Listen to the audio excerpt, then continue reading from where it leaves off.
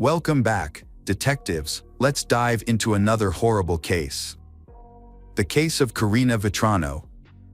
On Tuesday, August 2, 2016, Karina Vetrano met her father, Philip, after work. They had planned to spend time together as family gatherings had become increasingly rare due to everyone's busy schedules. Karina was juggling 2 jobs at the time. Philip picked her up and took her to his home, where they shared stories about their week. As Karina prepared to head home, she invited her father to join her for a jog, an activity they often did together. However, Philip declined, explaining that his back was hurting badly and he thought he might need a new prescription or that the change in weather was affecting him. He offered to call a cab for her instead. Karina turned down the offer because she was focused on training for an upcoming marathon and thought jogging would be helpful. Unbeknownst to her parents, this would be the last time they saw their daughter. At 5:45 p.m., she left her father's house to go for a jog. Starting at Spring Creek Park, a peaceful oasis surrounded by greenery in the heart of the city. Large parts of the park are inaccessible due to dense bush and swamps, so Karina's father, Philip, advised her to run her usual route to avoid strangers and unexplored paths. However, Karina's desire for solitude led her to disregard her father's advice. She wandered into a deserted, grassy area. Karina's tranquil moment was short-lived. A severe pain struck the back of her head, and she collapsed. This careless decision proved fatal for she. 2 hours had passed since they bid farewell to their youngest daughter, and she was nowhere to be found. The Philip household became enveloped in anxiety and uncertainty. She should have returned home by now or at least responded to her parents' calls, as she had promised to carry her cell phone with her. Karina's father sensed something was wrong and decided to seek help from his neighbor, who happened to be the chief of the New York City Police Department. Since they had a good relationship, the chief knew Philip wouldn't contact him without a valid concern. After that, Karina was reported missing, and police launched a search for her, focusing on the park area and surrounding streets. Experienced K-9 units were brought in to aid in the search. It's well known that the first 24 hours after someone vanishes are the most critical and revealing. To maximize the chances of finding the missing person, law enforcement utilized every resource available. Meanwhile, Philip, along with a group of volunteers, conducted his own search for his daughter. He thoroughly scoured the park, making phone calls as he searched.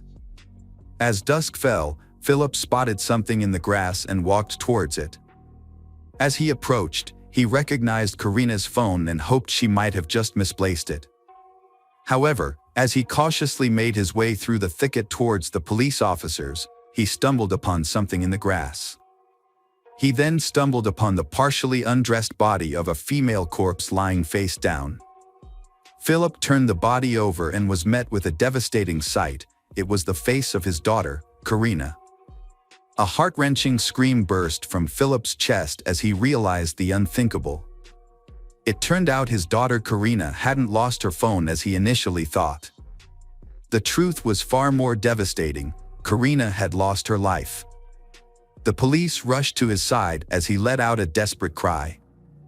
They gently pulled him away from Karina's body, explaining that the area was now a crime scene and everything needed to be protected as evidence.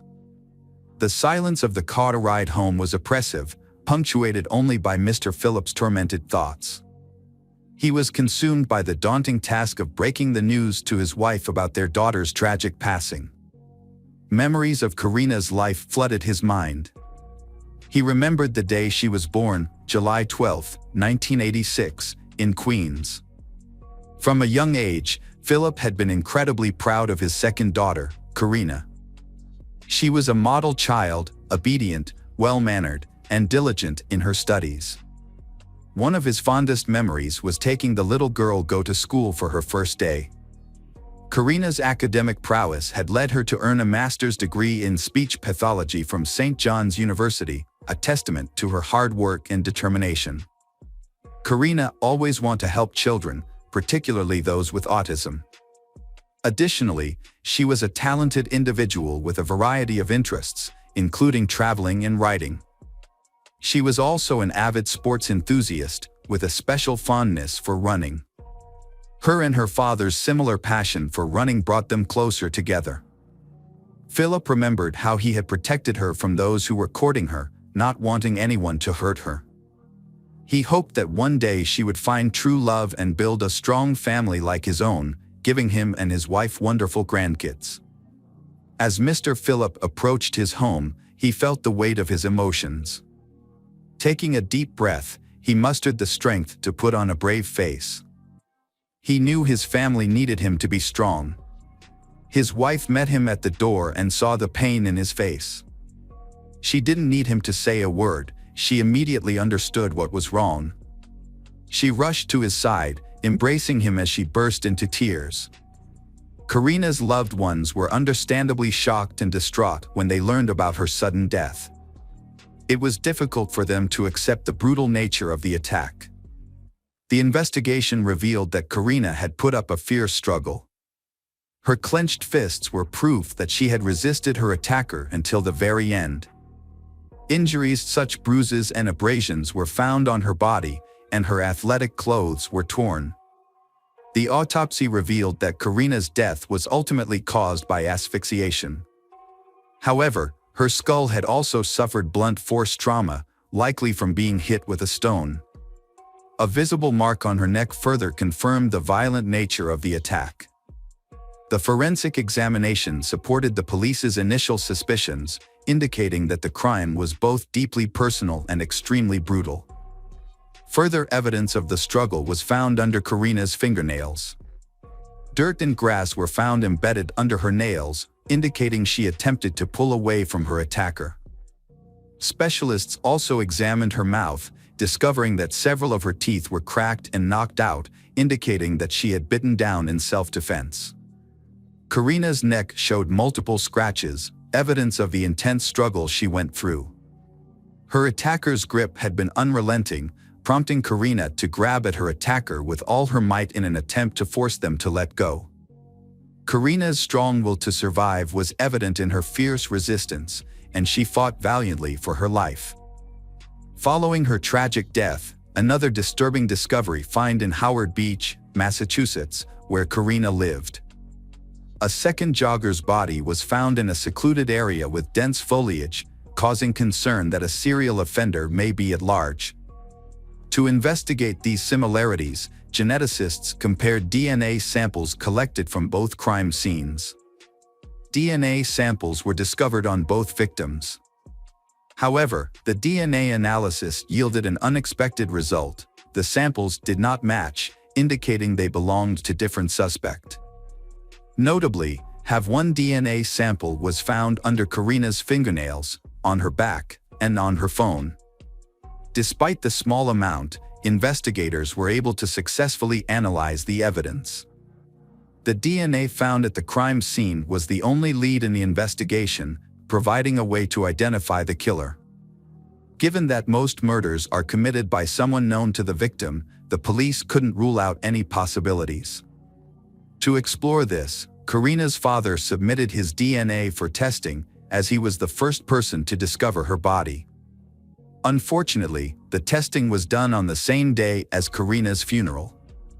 Karina's other relatives also underwent DNA testing, but no matches were found. Investigators then conducted interviews with Karina's relatives and friends to determine if she had any enemies. However, everyone they spoke to seemed to respect and love her.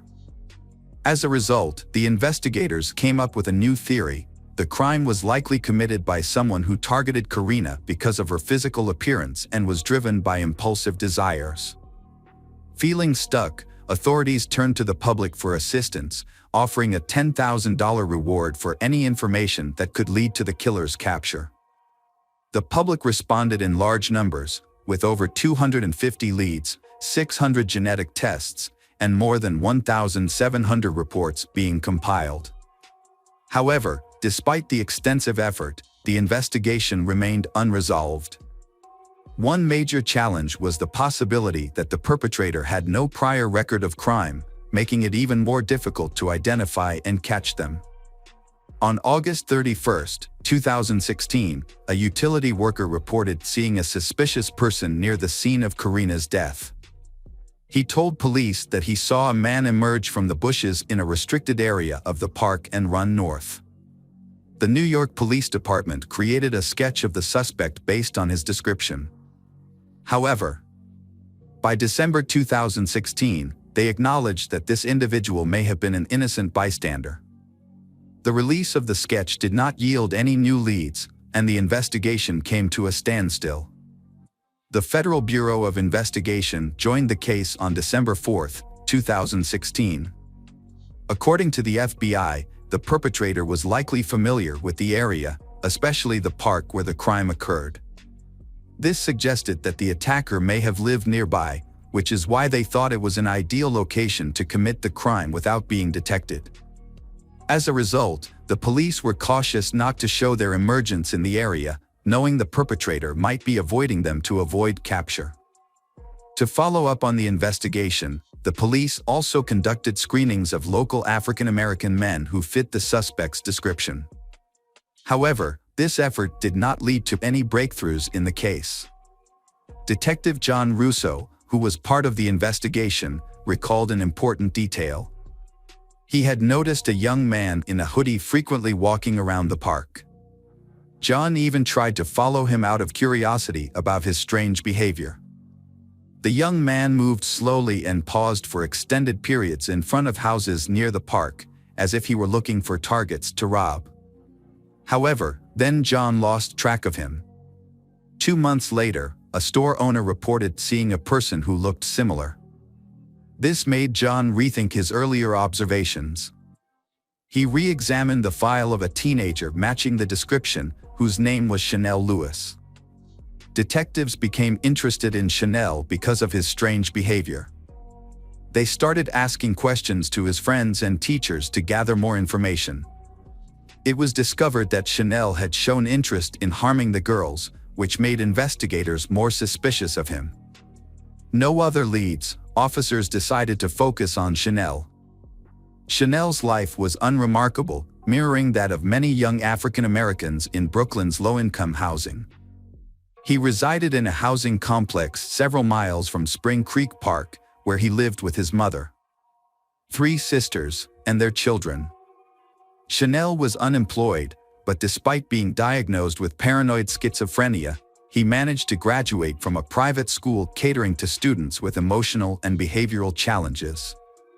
Chanel's former classmates described him as a quiet and isolated individual who was frequently bullied and belittled by his peers. He had no close friends and was often ridiculed for his appearance and clothing choices.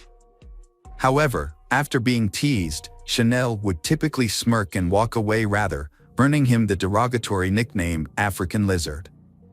Not everyone saw Chanel in a negative light, though. A classmate named Danielle remembered him as intelligent, with good grades, who would occasionally share amusing videos with her on the bus. Danielle never witnessed Chanel displaying cruel behavior. According to some sources, Chanel once claimed that he wanted to slit the throats of all the girls in high school. He then asked, "What if he bring a knife to school?"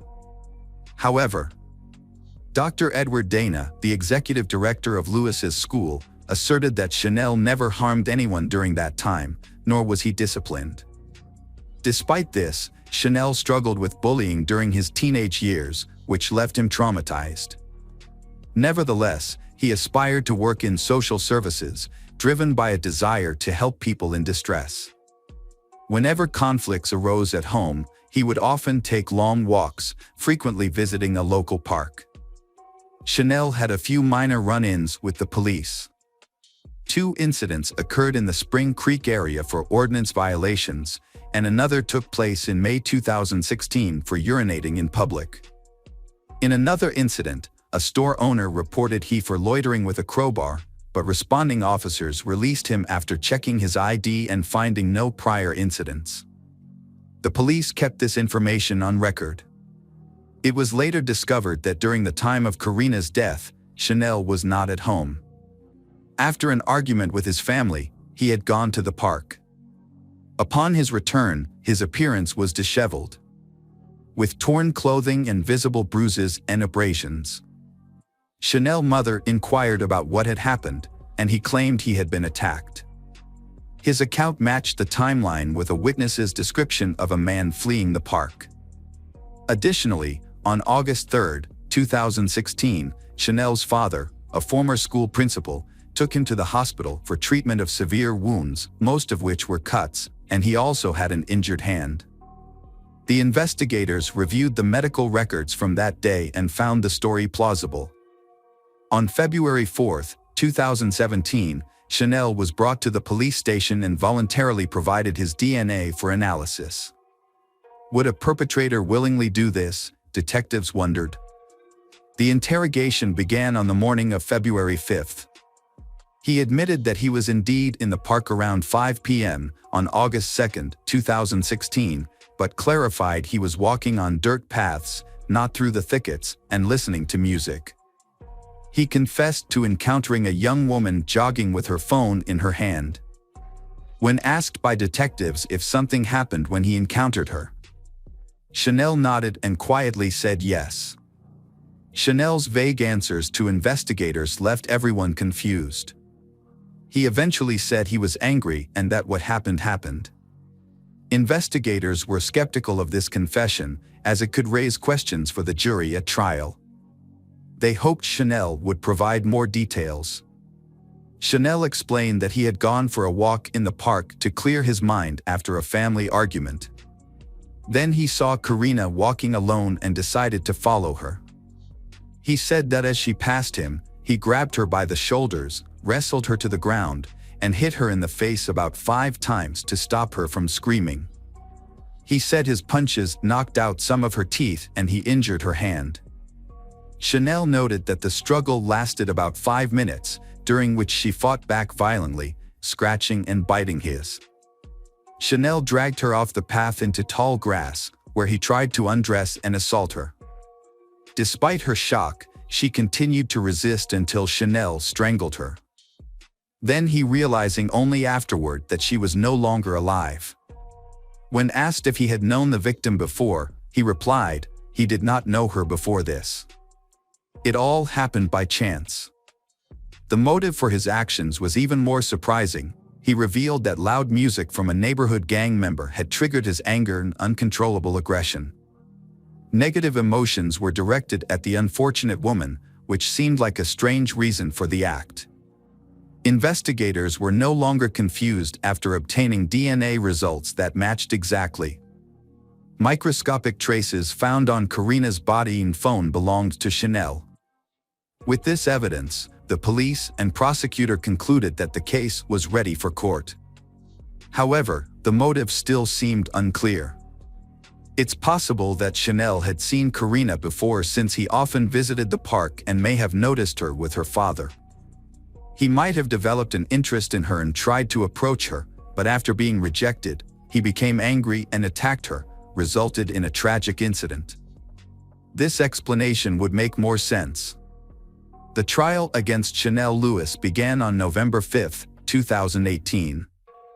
Despite his previous statements to the authorities, he pleaded not guilty, a claim supported by his family, who denied his involvement in the crime.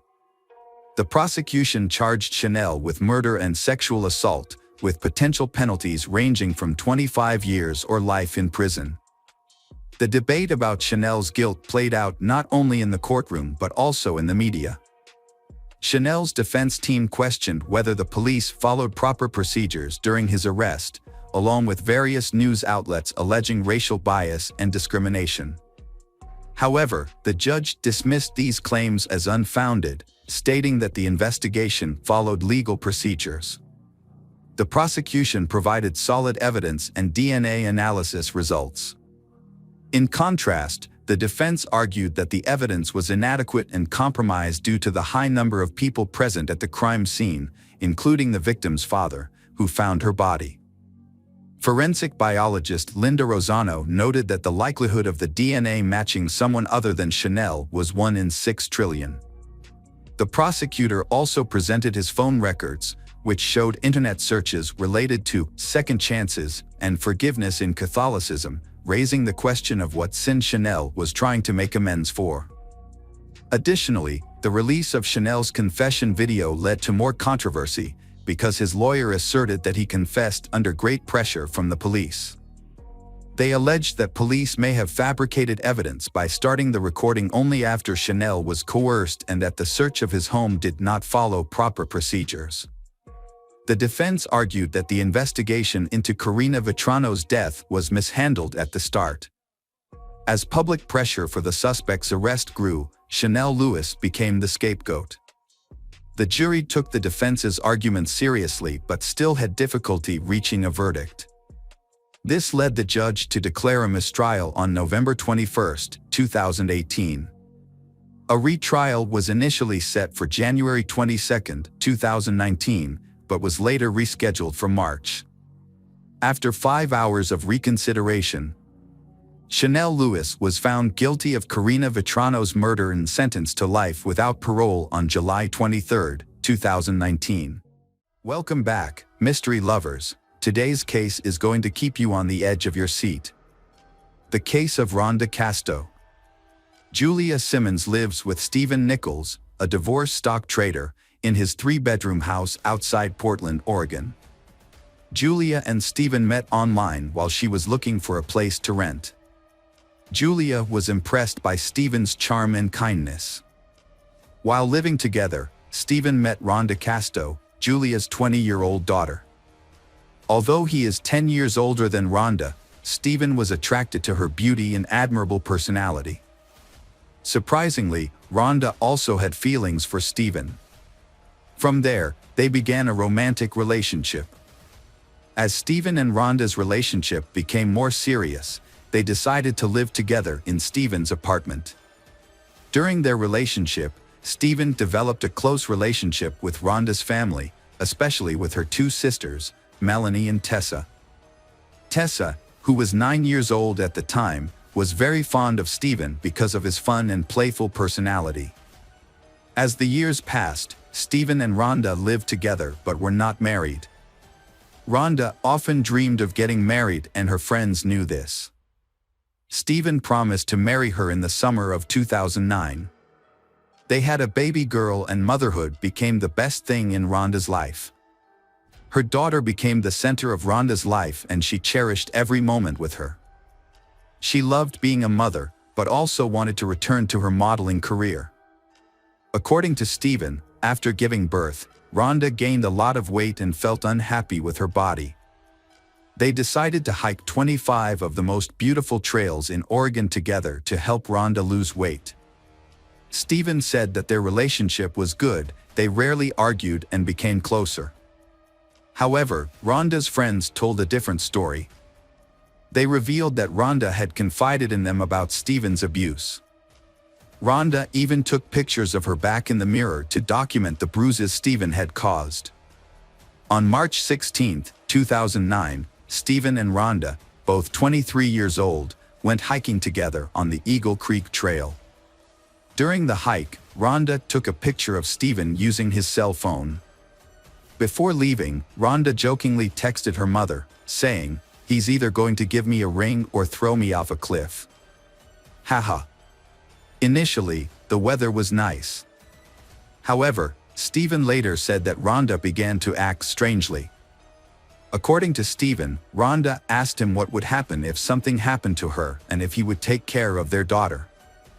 He replied that of course he would. When the weather started to get worse, Stephen suggested that they go home. Stephen said that Rhonda wrapped a towel around her shoulders, called herself Superman, and ran down the narrow, slippery path.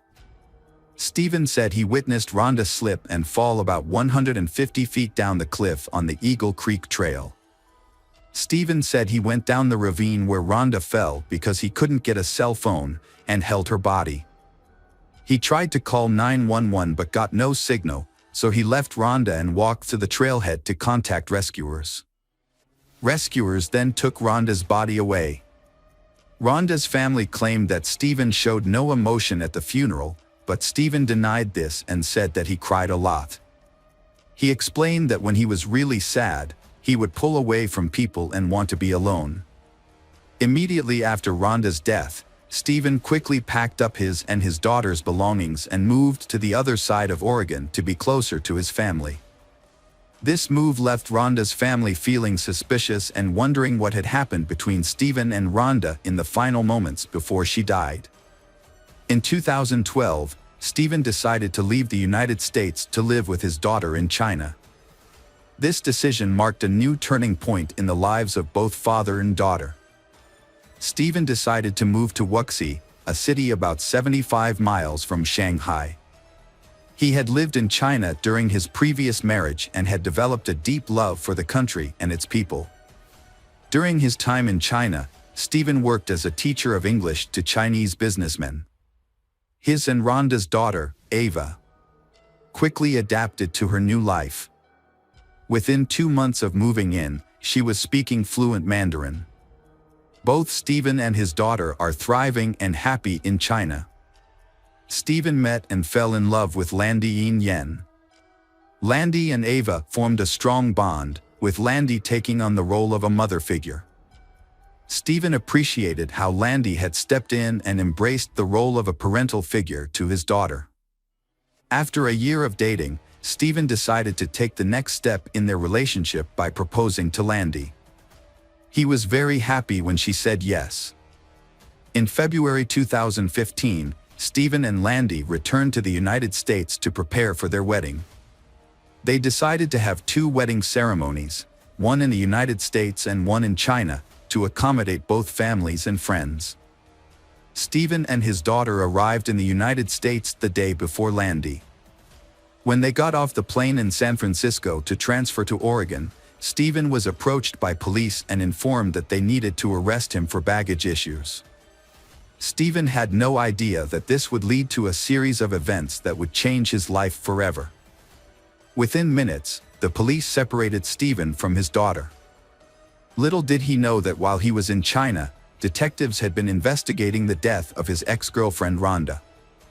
The suspicious circumstances surrounding Rhonda's fall from Eagle Creek prompted them to continue their investigation, and they eventually concluded that Stephen was responsible for her death. Rhonda's mother was instrumental in keeping the investigation moving forward. She regularly contacted the detectives to keep them updated. The police arrested Stephen at the airport for Rhonda's murder and took him back to Oregon. When he was arrested, Stephen claimed that he thought he was dreaming. Stephen hoped to open his eyes and find himself back home in China with Landy. However, this was not a dream, but reality. Stephen's bail was set at $2 million. He was jailed for 14 months awaiting trial. The judge reduced Stephen's bail to $250,000, which his attorney paid. Stephen was released on bail but must wear an ankle monitor. When Rhonda's family learned of Stephen's arrest for murder, they were overjoyed that justice had finally been served. Rhonda's mother, in particular, was overcome with emotion and burst into tears upon hearing the news.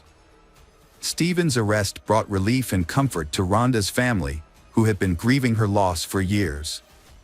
After Stephen's arrest, his legal team conducted an investigation at the Eagle Creek trailhead where Rhonda died. Their goal was to conduct tests that would prove to the court that Rhonda's death was the result of a slip and fall accident, not Stephen's pushing her. During a preliminary hearing, Rhonda's autopsy revealed that all of her injuries were below the waist. This finding became a key element of Stephen's defense strategy, providing the basis for arguing that Rhonda committed suicide, not murder. Stephen's defense argued that Rhonda's pelvic injuries were caused by the impact of her fall. They argued that the evidence showed that Rhonda fell feet first, not somersaulting, suggesting that she had been pushed. In addition to presenting evidence of Rhonda's injuries, the defense also wanted to introduce notes from her therapy sessions as additional evidence. The notes show that Rhonda was depressed but never suicidal. Rhonda also described her relationship with Stephen as lacking love. Stephen's defense attorney argued that Rhonda's depression and the way she described the relationship were signs that she was suicidal. They introduced this evidence to cast doubt on the claim that Stephen pushed Rhonda to cause her death. Stephen also claimed that Rhonda had attempted suicide multiple times before they met. Rhonda's family denied these allegations and said Stephen was lying. They accused Stephen of blaming Rhonda for her suicide to cover up his crimes. Stephen also claimed that Rhonda had been abusing drugs since she was 12 years old. According to the medical examiner's report, Rhonda used only small amounts of marijuana and prescription medications to treat postpartum depression and anxiety. This contradicts his claim that she abused multiple substances. During the preliminary hearing for Rhonda's murder, a shocking revelation was made. Stephen, in his early 30s, had been having an affair with Rhonda's 16-year-old sister, Melanie. This came as a surprise to many due to the significant age difference between them. The prosecution argued that this inappropriate relationship may have been the motive for Stephen's murder of Rhonda. They believed that Rhonda had discovered her husband's behavior, leading to tension that may have led Stephen to kill her. After being arrested for Rhonda's murder, Stephen was indicted on 5 additional counts of sexual abuse against Rhonda's sister, Melanie Casto. Specifically, 2 counts of third-degree sexual assault and 3 counts of third-degree oral copulation. While awaiting trial for the 2005 murder, Stephen pleaded guilty to 2 counts of sexual abuse. He signed a statement admitting to having sex with Melanie Casto on 2 occasions. However, Stephen later claimed that he was coerced into confessing and that his confession was untrue. Stephen explained that he only confessed because he believed doing so would allow him to fight and have a chance to regain custody of his daughter. Stephen claimed that he wanted his daughter back and felt desperate. However, the state pointed out that the relationship between Stephen and Melanie had lasted for more than 4 years. Stephen later admitted to having sex with Rhonda's teenage sister, Melanie. The state presented evidence in the form of a text message from Rhonda to Melanie. In the text message, Rhonda called Stephen a piece of trash and accused him of using Melanie to hurt her. This occurred before the fateful hike at Eagle Creek, where Rhonda died after falling. Rhonda's mother claimed that her daughter knew that Stephen was trying to drive a wedge between the 2 sisters. She added that Rhonda loved her sister and wanted to mend her relationship with Melanie. The state concluded that Rhonda and Stephen's relationship was not as amicable as Stephen claimed. The court received additional evidence of Stephen's past sexual misconduct. Just 6 months after his daughter's mother died, Stephen was arrested and charged with 5 counts of sexual abuse of a 13-year-old girl. Although he initially denied it, Stephen later admitted to sending sexually explicit text messages and nude photos to the victim. He pleaded guilty to 1 count of sexual harassment. During the preliminary hearing, the prosecutor presented photos of bruises on Rhonda's back. Rhonda's best friend testified that she had heard Rhonda and Stephen arguing on the phone on multiple occasions. This evidence suggested that the relationship between Stephen and Rhonda was abusive.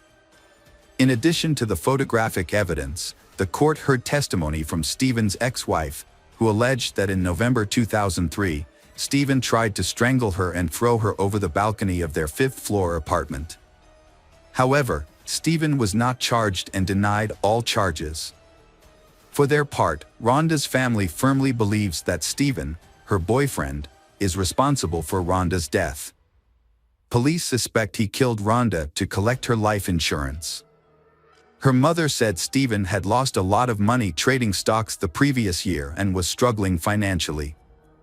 In addition, people who knew Rhonda said she loved her 9-month-old daughter very much and could not have killed herself by jumping into Eagle Creek. In May 2017, Rhonda's family was shocked to learn that the state had reached a plea deal with the defense attorney. Stephen pleaded guilty to manslaughter based on criminal negligence. Although he believed he killed her, the lack of physical evidence that he pushed her off the trail in Eagle Creek made the case weak.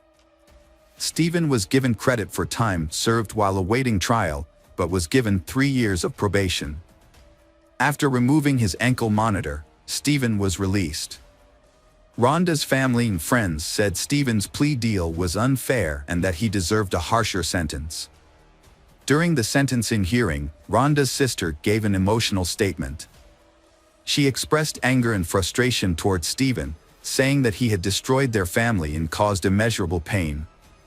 Rhonda's mother also expressed confusion and grief, unable to understand how Stephen could have taken her daughter away from her and torn their family apart. Stephen insisted that he did not force Rhonda, but accepted the deal because the time limit for regaining custody of his daughter was about to expire. He said that he was willing to take responsibility for his actions for the sake of his daughter. However, Rhonda's family and friends still did not believe Stephen's explanation. In a 2018 interview, Stephen made a shocking statement about Rhonda's fate. According to Stephen, on the day of Rhonda's accident, when he walked down the Eagle Creek Trail and found her, Rhonda was still alive. The interviewer then asked Stephen if he had put Rhonda out of pain that day. Stephen responded by presenting a hypothetical scenario of mercy killing.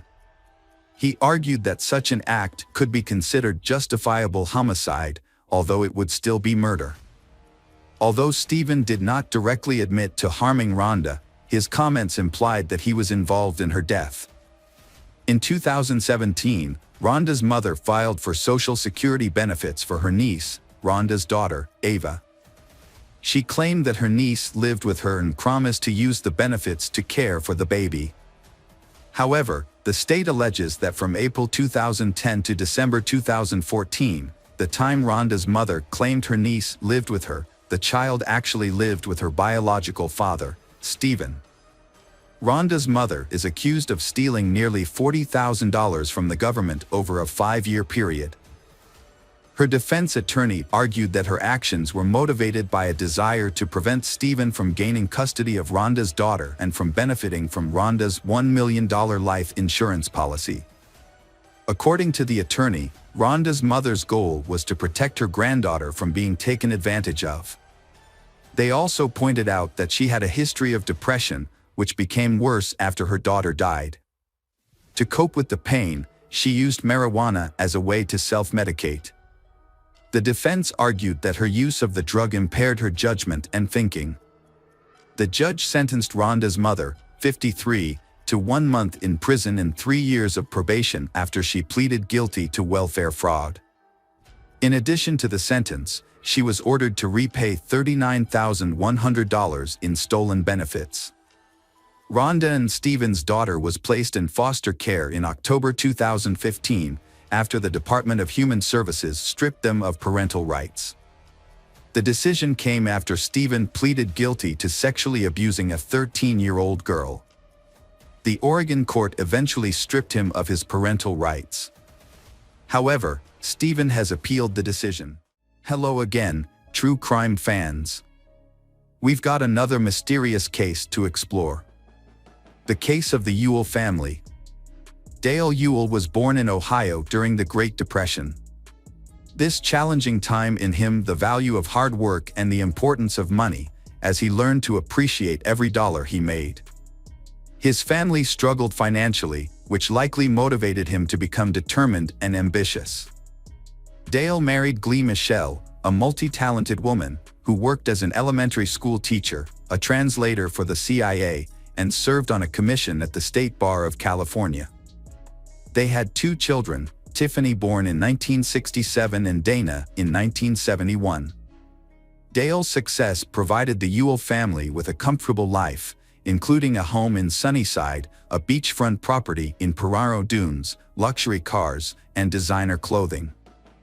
After serving in the Air Force, Dale became a successful businessman. He eventually became the president and owner of Western Piper Sales Incorporated, a company that sold small aircraft. The primary source of the Ewell income came from selling light aircraft and investing heavily in the stock market. After establishing a successful aviation business, Dale expanded into buying several farms, accumulating substantial wealth. Together, Dale and Glee were worth an estimated $8 million, embodying the American dream. Despite their wealth, they lived modestly. Their children chose different directions in life. Tiffany pursued a similar career to her parents, whereas Dana chose a distinctly different route. At university, Dana presented himself as a successful entrepreneur, falsely claiming to be the source of his family's wealth. This fabricated story gained attention from a local newspaper and was even included in his school yearbook.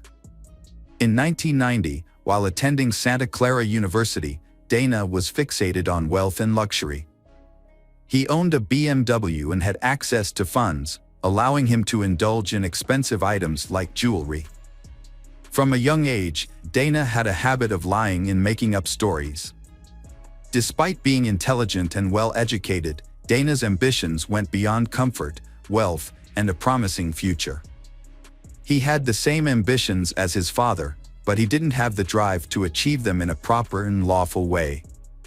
Dana began fabricating elaborate and false stories about his accomplishments and importance while he was a student at the University of Santa Clara.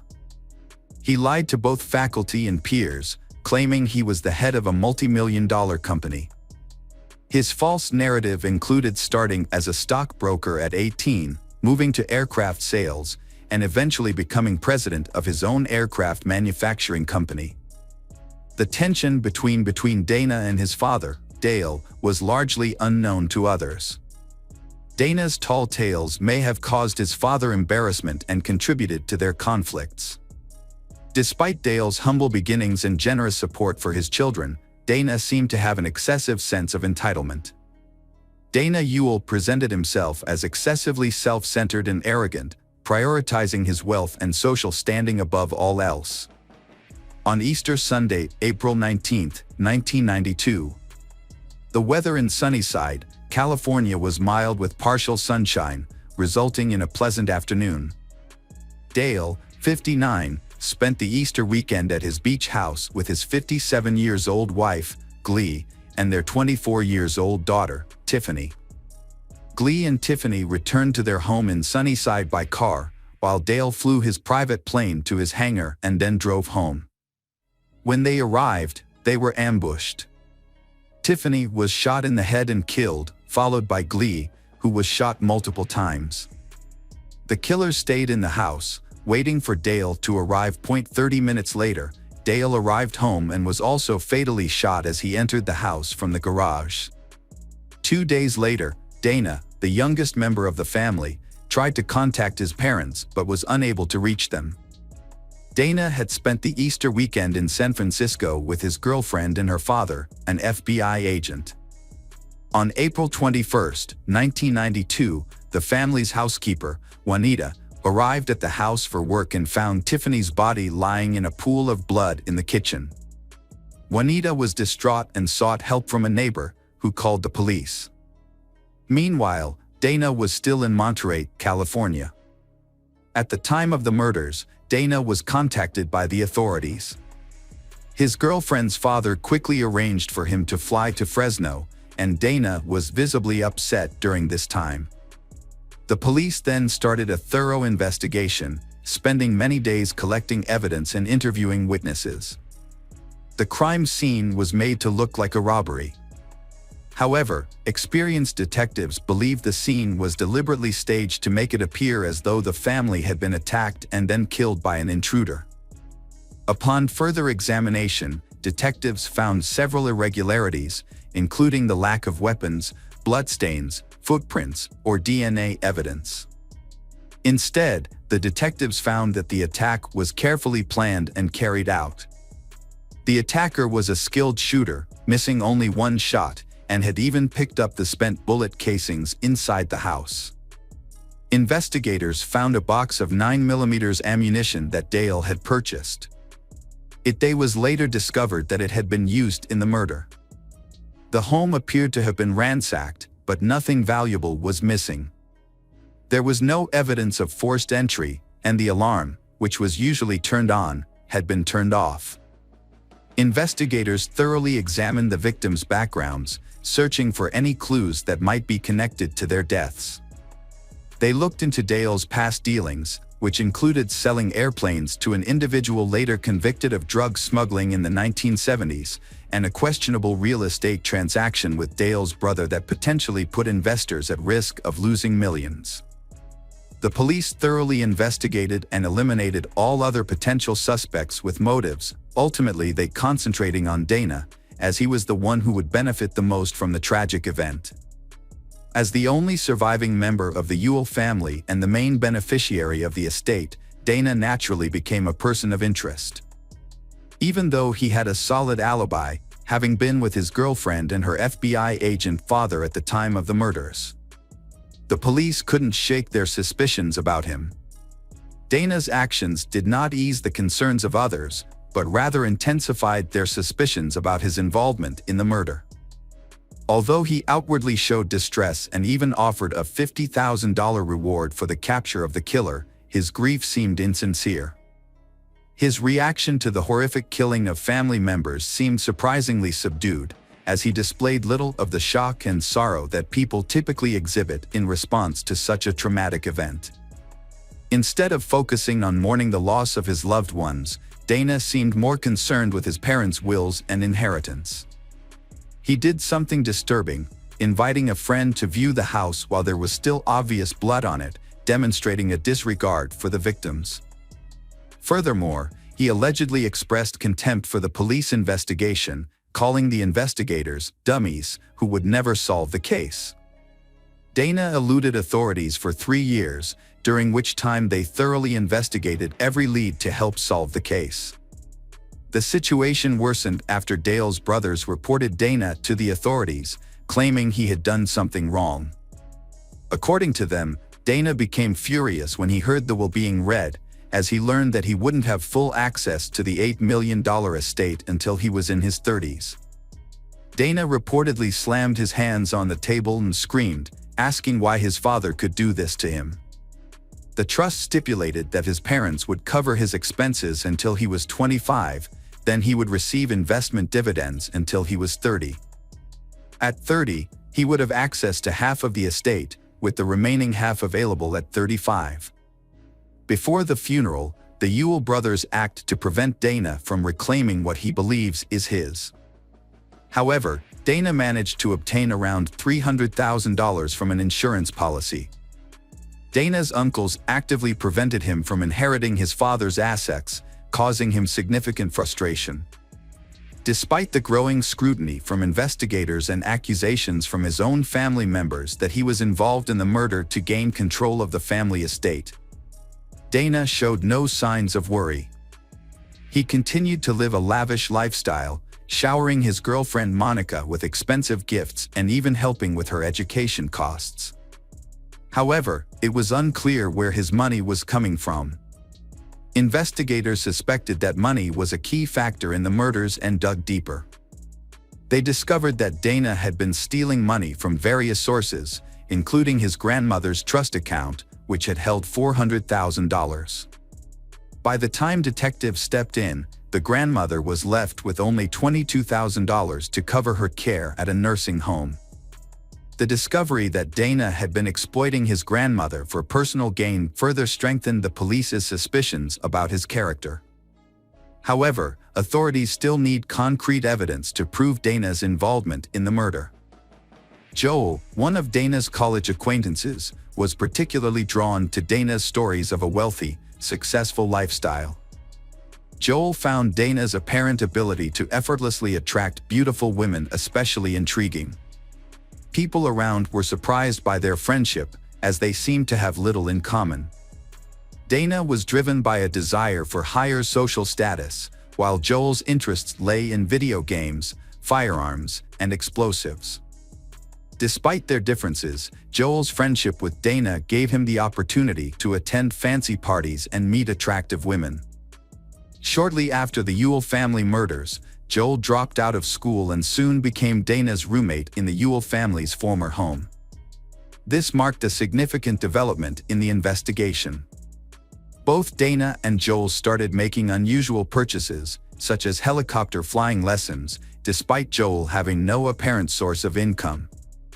As a result, investigators began surveilling both, monitoring their communications through pagers and payphones. Authorities cloned Dana's pager and tapped his landline in May 1993. An officer overheard Joel discussing the investigation on a payphone, saying, "They don't have evidence, they'll try to catch you in a lie." Meanwhile, Dana continued spending lavishly, buying a new car for his girlfriend and paying her law school tuition. After using up the insurance payout, he took $400,000 from his grandmother's account, leaving her with only $22,000 for her nursing home expenses. In 1994, investigators shifted their focus to forensic analysis, which revealed that the murder weapon was a rare 9mm assault rifle made in Colorado. Records from the company showed that a rifle had been bought by Jack Pond just before April 1992. Notably, Jack was a high school friend of Joel. When questioned, Jack first denied buying the rifle, then claimed he bought it as a birthday present for himself, and said the gun was later stolen. The evidence against Dana and Joel continued to mount. At one point, detectives visited Dana at his university dorm and told him they believed Joel was responsible for killing his family. Dana stayed silent, visibly pale. After the detectives departed, Dana and his girlfriend, Monica, promptly contacted Joel's brother, Radovic, but they did not realize that they were being followed by the police. On March 2, 1995, police arrested Dana, Joel, and Peter, Joel's brother, and Jack Pond. Peter had made a deal with the authorities, agreeing to testify against his younger brother and Dana in exchange for immunity. Peter confessed to the police that he had made a homemade silencer and attached it to the murder weapon. He also admitted to getting rid of the gun barrel, Joel's tennis shoes, and some gun magazines. Peter said he did these things with the help of Jack Pond. When Jack was arrested, he gave a different account of the gun. He said he bought the gun for Joel but didn't know it was going to be used for the murders. Jack also confirmed that he and Peter had disposed of evidence together. Jack received immunity in exchange for his testimony, just like Peter. As a result of statements made by Peter and Jack, the barrel of the murder weapon was found buried in a field in Rica. Unlike Peter and Jack, Dana and Joel were not offered plea deals. They were charged with 3 counts of first-degree murder with special circumstances, which made them eligible for the death penalty. The trial began in late 1997. Dana and Joel, who had previously been close friends and had even lived together in the house where the murders occurred, now had separate lawyers and took different stances during the trial. Prosecutors argued that Dana's motive for the murders was greed, claiming he had promised Joel a share of the inheritance. Dana's lawyer argued that he was innocent, suggesting that Joel and Jack had planned and carried out the murders. Joel's lawyer acknowledged the strong evidence against his client and focused on trying to save him from the death penalty. During the trial, Jack Pond testified that he had bought the murder weapon for Joel and helped dispose of it. He also said Joel had given him details of the incidents on the day of the murder, in April 1992. According to Jack, Dana had asked Joel for a favor that he found hard to refuse. Having taken steps to avoid leaving DNA evidence behind, Joel carried out Dana's plan by entering the Ewell residence. He shaved off all body hair and then waited 12 hours on a plastic sheet to minimize the risk of leaving any traces, including an eyelash. He was also instructed to retrieve all bullet casings. Tiffany was shot in the back of the head and died instantly, without seeing her killer. Glee, however, saw Joel and tried to escape to the office, but was shot and severely injured. Joel pursued her and eventually killed her. During the trial, it was revealed that Joel had shot Glee multiple times at close range, and that she had recognized him as a friend of Dana's who had visited the family a month earlier. After killing Glee, Joel reloaded his gun and put on new gloves, then waited for Dale to arrive, whom he also murdered. On May 27, 1998, after an 8-month trial, the jury delivered a finding Dana Ewell and Joel guilty on all charges. However, they could not agree on the sentencing. 2 votes saved Joel from the death penalty, while Dana escaped the death penalty by just 1 vote. In the end, both received 3 consecutive life sentences without parole. Dana was imprisoned at Corcoran State Prison, 50 miles south of Fresno. He was among inmates like Charles Manson. His grandmother, whom he stole from, died in 1999. Dana claims to have undergone a spiritual transformation and become a Christian while in prison. Joel was imprisoned at Mule Creek State Prison in Ione, California. Meanwhile, Jack Pond pursued a career in law, becoming an attorney. Monica Zent broke up with Dana, finished law school, and established a successful law practice. Although Monica was thoroughly investigated, no evidence connected her to the crime. The only suspicious aspects were her initial unwillingness to cooperate and that some of the funds were used to help pay for her law school expenses. Dana Ewell's actions can be summed up by 3 words: greed, entitlement, and heartlessness. His extreme desire for wealth led him to manipulate and betray those closest to him, ultimately leading to the tragic deaths of his family members. Hi there, investigators. It's time to uncover the truth behind another case. The case of Xavier Dupont de Ligons. Xavier Dupont de Ligons, born March 9, 1961. He is the eldest son of the French Count Bernard Hubert Dupont de Lignes and his wife, Genevieve. Xavier had a younger sister named Christine. Xavier's parents were very wealthy. Xavier's mother, Genevieve, claimed to have received messages from the divine, which she wrote down during her creative writing sessions. Her strange beliefs developed into teachings about the impending apocalypse, and she founded a religious sect called the Church of Philadelphia. The group consisted of members of the aristocracy, whom Genevieve believed would survive the apocalypse and participate in the renewal of the world. Despite his father's aristocratic title, Xavier had little interest in the French tradition. Instead, he was fascinated by luxury, high-end cars, and Xavier loved the United States. Xavier's lavish lifestyle was financed by his mother through substantial donations from members of the sect, who vowed to keep their activities secret. In 1974, Xavier met Emmanuel Teneur on the beautiful island of Bra. They formed a friendship based on mutual understanding and respect. It is said that at that time, Emmanuel confessed his feelings to Xavier, but despite his rejection, their close friendship remained unchanged.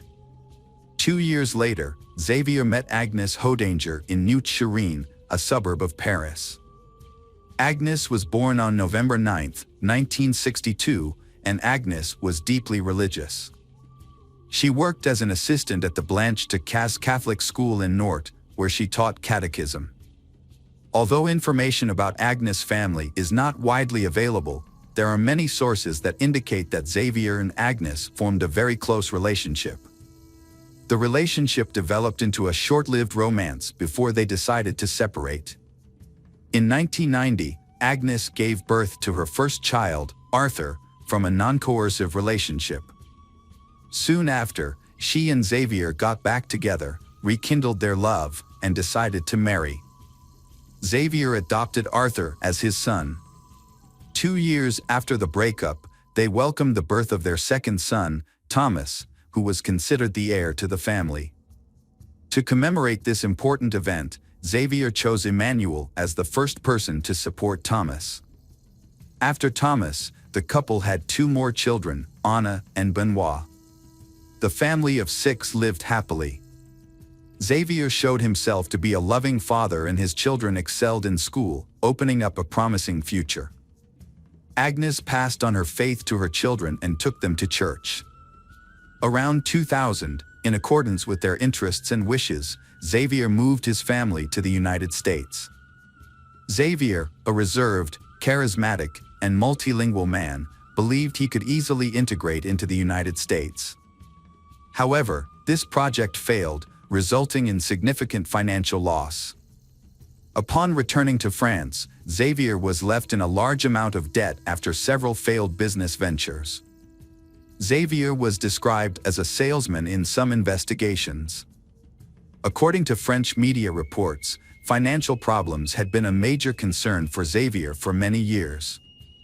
One of Xavier's failed projects was the importation of plans from the United States into French. In addition, Xavier also started a small business but found only limited success. These businesses included hotel and restaurant guides for sales representatives, a loyalty system for restaurants, and an association called the French Federation of Commerce. Xavier was also listed as the manager of another business that has not been clearly disclosed. Eventually, the business's accounts were few, and by 2003, Xavier had hired 6 sales staff. Xavier's work was often Monday through Friday and brought in less than $4,200 in reported annual income. The mounting financial problems began to strain Xavier's marriage, perhaps due to the usual disagreements in marriage. In 2004, Agnes wrote on a French forum about the challenges she and her husband faced, notably that Xavier had told her that the collective death of the entire family would not be a disaster. The financial situation worsened, and by 2009, the mounting debt had taken a serious toll on their relationship, forcing them to temporarily separate. During this time, Xavier sent Agnes several letters blaming her for the family's difficulties and the debts they were facing. This emotional stress affected Agnes, causing her to lose her sense of direction and suffer from insomnia. During this difficult time, Xavier sought help from his friend Emmanuel, who came from a wealthy family and had inherited a fortune from his father. Emmanuel was always ready to help Xavier financially. Emmanuel not only lent Xavier money, but also financed his trips and co-signed the purchase of a house. With Emmanuel's help, the Xavier family lived in a small wooden house on the outskirts of Nantes in the late 2000s. However, after settling down, the neighbors found Agnes to be stubborn and not easily put up with her husband. But behind closed doors, Agnes faced personal problems. She felt Xavier was too slow and unloving, and sometimes even abusive towards Agnes. She was also frightened by the way Genevieve, her mother-in-law, controlled Xavier. She described Genevieve as a mentally ill mystic and was extremely fearful. On January 20, 2011, Xavier's father Bernard died. Xavier hoped that his father's death would result in an inheritance, which would help him solve his financial problems. However, Xavier was shocked. When he went through his father's possessions, he found nothing of significance. The remaining items included a few pieces of paper, a rifle, a name tagged, a ring, and some cash, which Xavier promptly took. A few hours after his father's death, Xavier withdrew cash using his father's card. On February 2nd, he obtained a gun license, and on March 12th, he purchased a silencer for his rifle. During this time, he practiced shooting a rifle in the garden, looking at a balloon on a support stand. Emmanuel visited and tried shooting, finding nothing unusual. Xavier explained that the silencer was to avoid disturbing the neighbors. On Friday, April 1st, Xavier and Emmanuel went to a shooting range together, where Xavier's rifle was the focus of attention. The next day, Emmanuel called Xavier 5 times and they talked for almost an hour. Sunday, April 3rd. That night, Xavier, Agnes, and their children watched a movie and had a nice dinner at a restaurant. Everyone in the family was there, except Thomas, who was studying at a Catholic school and living in a nearby dormitory. After the outing, the family returned home and were seen by neighbors. Some family members also exchanged text messages with friends and acquaintances. That night, Xavier used drugs to put his wife and children to sleep, then shot and buried them in the garden. He did the same thing with the family's Labrador. Xavier called Agnes's workplace and said she was sick. He then contacted Arthur's school and said Arthur had been in a motorbike accident. He then contacted Anne and Benoit's school and said they were sick. In the afternoon, Xavier sent a letter to the restaurant where Thomas worked, saying that Thomas would resign because his father had been transferred to Australia. However, Xavier still had to deal with Thomas. On Monday, April 4th, Xavier contacted Thomas and had dinner with him at a restaurant near Thomas's university dormitory. After the meal, Thomas returned to his room exhausted. The next day, Thomas received an urgent text message from his father, saying that Agnes had been in a bicycle accident and was in a coma at the hospital, prompting Thomas to go to Nantes immediately.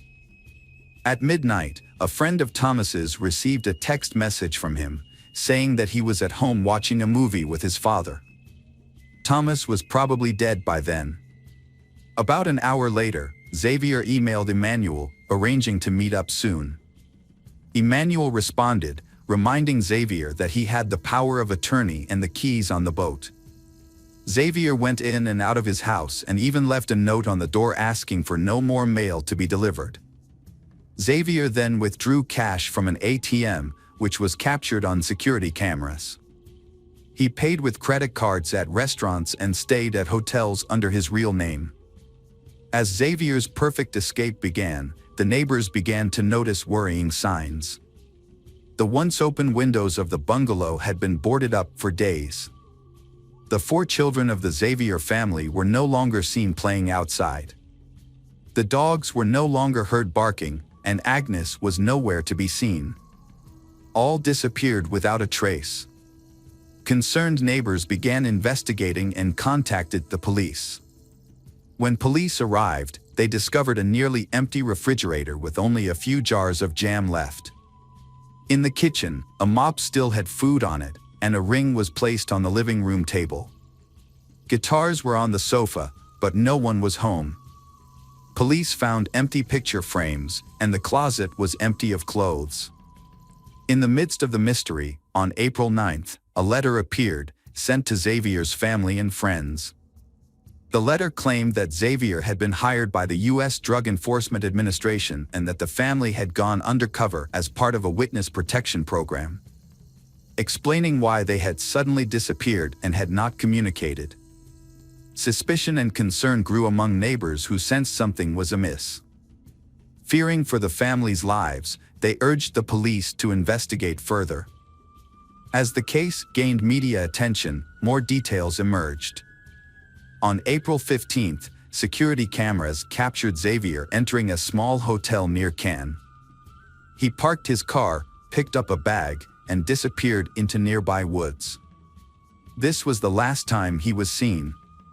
Police returned to the family home Xavier on April 21, 2011. There, they discovered a new plot of land under the terrace. When they dug, police found the bodies of Agnes and her 4 children. Each had been shot 2 to 3 times and were wrapped in bags, covered with religious symbols, and carefully buried in sacks of quicklime. The family's 2 Labrador retrievers were also found buried. Despite a thorough search, no traces of blood, fingerprints, or DNA were found. Xavier became the most widely circulated person in France because of his alleged murder. His image appeared on every news bulletin. However, it seems that Xavier has mysteriously disappeared from the face of the earth. Autopsy results of 5 victims showed most of the bullets were shot in the head. In addition, traces of sedatives were found in the bodies of the children, which confirmed the hypothesis that they attacked while they were sleeping. A remarkable detail began to appear around Agnes. In the master bedroom, police discovered a device that Agnes used to control her sleep apnea, which had stopped working at 3:27 a.m. on April 4th. Because of the close relationship between Xavier and Emmanuel was called in for questioning by the police. Emmanuel cooperated with initial investigations. When Emmanuel was questioned about the exported rifle, Emmanuel initially knew about it. However, upon further investigation, the police discovered many inconsistencies in Emmanuel's testimony. They soon realized that Emmanuel was not being completely truthful. A crucial step occurred 24 hours later. Just before noon, Nantes police raided Emmanuel's apartment and seized Emmanuel's laptop. Emmanuel then revealed the real information about Xavier's export rifle. Xavier's mother Genevieve also attracted the attention of the police during their interviews. Genevieve was evasive and denied any knowledge of the Philadelphia church. The police investigation was fruitful.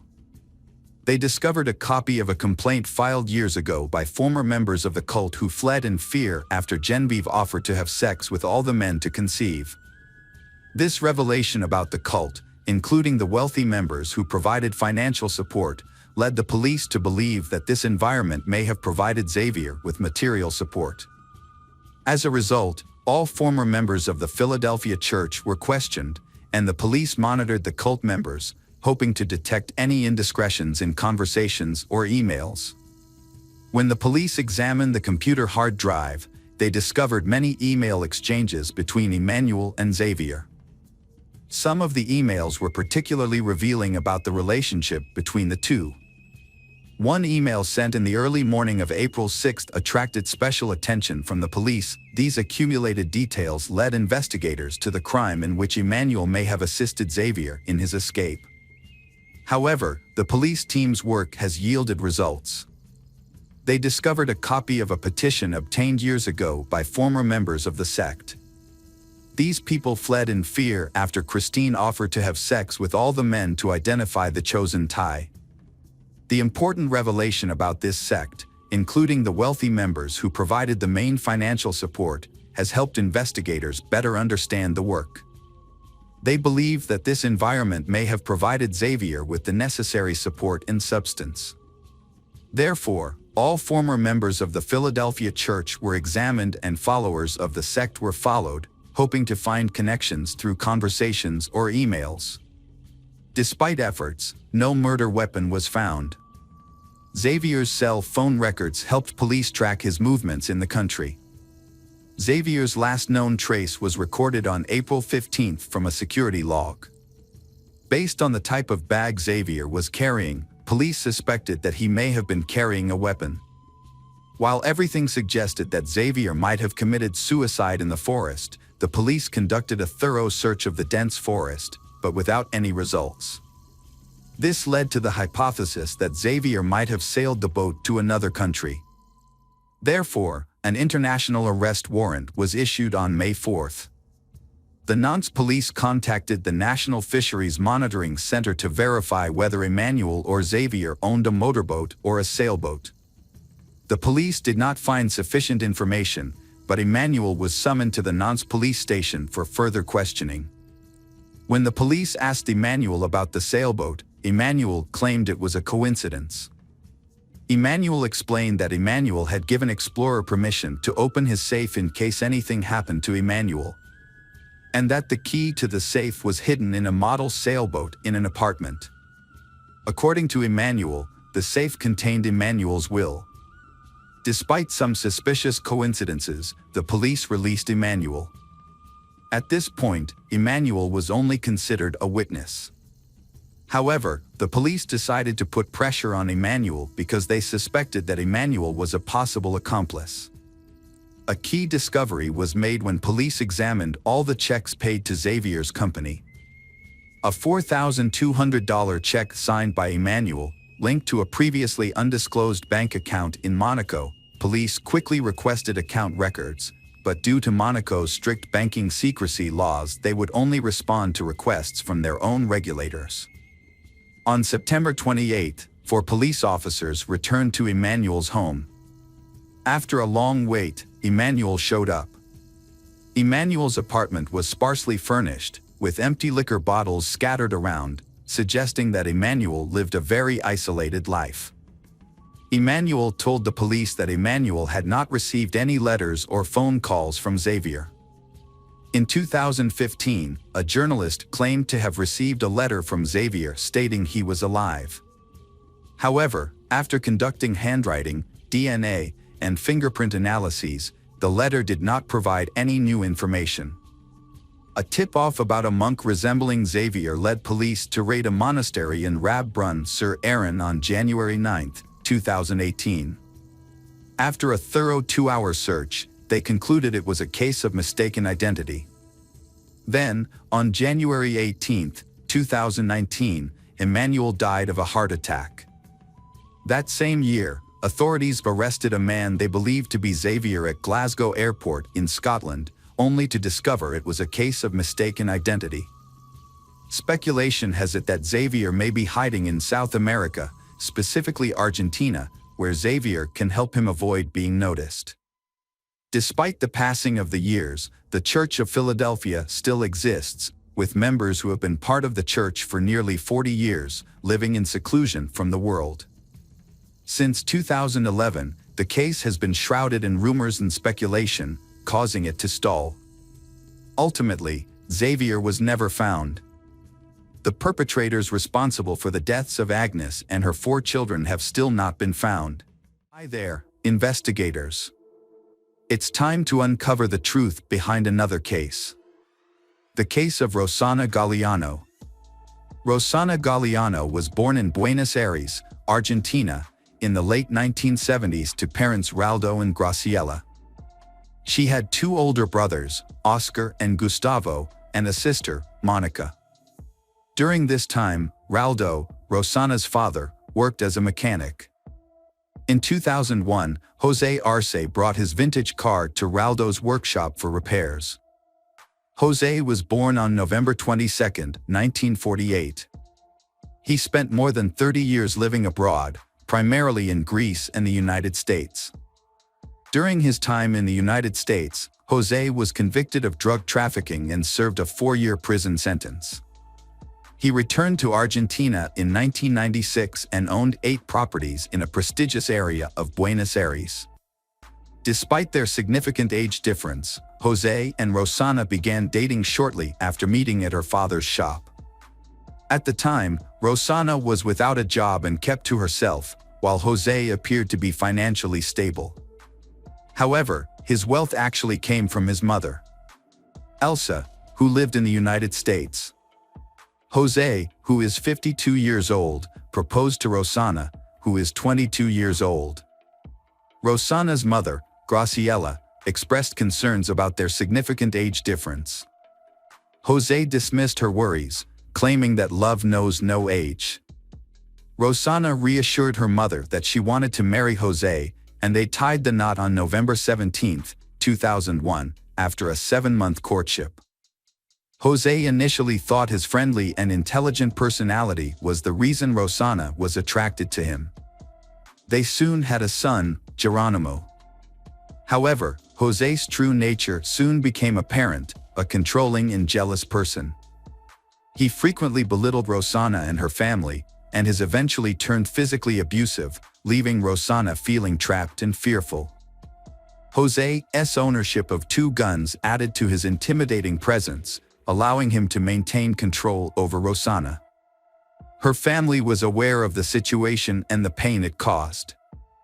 Jose often flaunted his guns in front of visitors or when visiting others. On one occasion, Rosana's brother Oscar witnessed Jose physically assaulting her while they were painting their house. On another occasion, Rosana's father observed bruises on her back, bruises that she explained were caused by Jose dragging her on the ground. Rosana and Jose had their second child, but their relationship continued to deteriorate. Jose's hot temper and lack of respect have repeatedly strained their relationship, making it difficult for her to maintain a healthy home for her children despite her best efforts. The situation was further complicated by Jose's mother, Elsa, who would visit from time to time and exert control over their household decisions. By 2006, Rosana had suffered severe abuse at the hands of Jose and decided to report him to the authorities for domestic violence. A few months later, Rosana filed a second complaint, this time she requesting a medical examination to document her injuries. Rosana opened up to her sister Monica about her struggles, and they made a promise to stay connected and be there for each other whenever Rosana needed assistance. Monica becomes Rosana's rock, comforting and supporting her emotionally during difficult times. Whenever Rosanna visited Monica's apartment with her children, Jose would often dictate when they had to return home, threatening to harm her. He frequently belittled Rosanna, questioning her ability to be a mother. Ultimately, Rosanna decided to leave Jose and move in with Monica, leaving him to stay in their house alone. Rosanna filed another complaint and sought a divorce, which led to a restraining order being issued against Jose. As a result, they were only allowed to meet at a neutral location in El Remanso Exel de la Cruz, as arranged by the court, for Jose to visit their child. During one of her visits, Rosanna confided in Daniel Gonzalez, a married man, who worked as a gardener and lived nearby with his own daughter. Although there were rumors about a relationship between Rosanna and Daniel, this was never confirmed. Meanwhile, Jose continued to make threats against Rosanna, including a disturbing voicemail, in which Jose explicitly threatened to kill her, and she shared this message with her brother Oscar. In 2007, Rosanna met Oscar Lugo at a bar while socializing with friends. He was 32 years old, lived in Marino, and worked in a sewing workshop. They quickly connected, exchanged numbers, and began dating. Oscar was a kind, attentive, and gentleman who listened to Rosanna. At 29 years old, Rosanna felt like she was rediscovering a life she had almost forgotten. However, their budding relationship was soon threatened by Rosanna's ex-husband, Jose. He closely monitored Rosanna's activities and was aware of her new relationship with Oscar. Jose wants to prevent his divorce from Rosanna and is terrified when he hears that Rosanna has started a new relationship. He offers give Rosanna a truck in exchange for ending her relationship with Oscar Lugo, but she refuses. When Rosanna had a severe nervous breakdown, it was Oscar who accompanied her to the hospital. Out of desperation, Jose devised a plan with the help of his mother Elsa. They secretly planned to hire an assassin to kill Rosanna. On January 16, 2008, Rosanna and her sister Monica went to El Reno to pick up Rosanna's two sons, aged 4 and 3, from their father Jose. However, Jose delayed the handover, making excuses. At 9:15 p.m., Jose called Rosanna, claiming their son Geronimo had a fever and that he would take him to the hospital and return him the next day. Rosanna insisted on taking care of Geronimo herself, but the call ended abruptly. Rosanna then sent a casual text message to Oscar Lugo at 9:53 p.m. about their plans for the next day. At 10 p.m., Rosanna and Monica sat down for dinner when Jose called again. This time, Rosanna stepped out into the garden to get better phone reception. Unbeknownst to her, a person was hiding behind the trees. As she was on the phone, the person emerged and shot Rosanna 4 times with a .45 caliber gun. Monica, who was inside, heard the shots and saw Rosanna stumble and collapse. Panicked, Monica tried to call 911 but was unsuccessful. She then asked her boyfriend to alert the police. Meanwhile, Oscar Lugo tried to contact Rosanna at 11 p.m. but couldn't reach her. He then tried to call Monica but got no response. The police investigation revealed that the shooter had entered the property through an adjacent vacant lot. A witness reported seeing someone fleeing through a gap in the fence but couldn't provide a clear description due to the darkness. Jose was questioned by the police and appeared shocked. After requesting a lawyer, he let the lawyer handle the proceedings and left the next day. During a thorough search of the area, a red sweater was discovered that Rosanna's family believed belonged to Jose, which led them to suspect him of the crime. The case quickly gained widespread media attention, shocking the nation and sparking a scandal. Jose and his mother publicly maintained his innocence and criticized Rosanna, claiming that she had multiple sexual partners and that they should be investigated for this crime instead of Jose. Following the incident, Daniel, the gardener, became withdrawn and isolated, refusing to speak to anyone. On the night of Rosanna's funeral, Raldo noticed Jose watching from a distance in a truck, but he did not attend the funeral or offer any condolences. José's defense team then shifted their focus to Monica, who was Rosanna's sister and the only witness to the case. They questioned Monica's credibility, pointing out two key inconsistencies in her story. Firstly, Monica did not have any blood on her clothes, which raised suspicions about her account of what happened. Secondly, instead of immediately helping her younger sister, Monica chose to run and get her phone. However, this theory lacked supporting evidence. The investigators presented a strong argument that the murder weapon was too heavy for a woman to handle. They also pointed out that the killer likely knew the house well, as they would have been aware that Rosanna had to go outside to get a cell phone signal. This suggests that the crime was planned in advance. During the investigation, Rosanna's sons were cared for by their father and paternal grandmother Elsa, and their grandmother Graciela was allowed to visit them.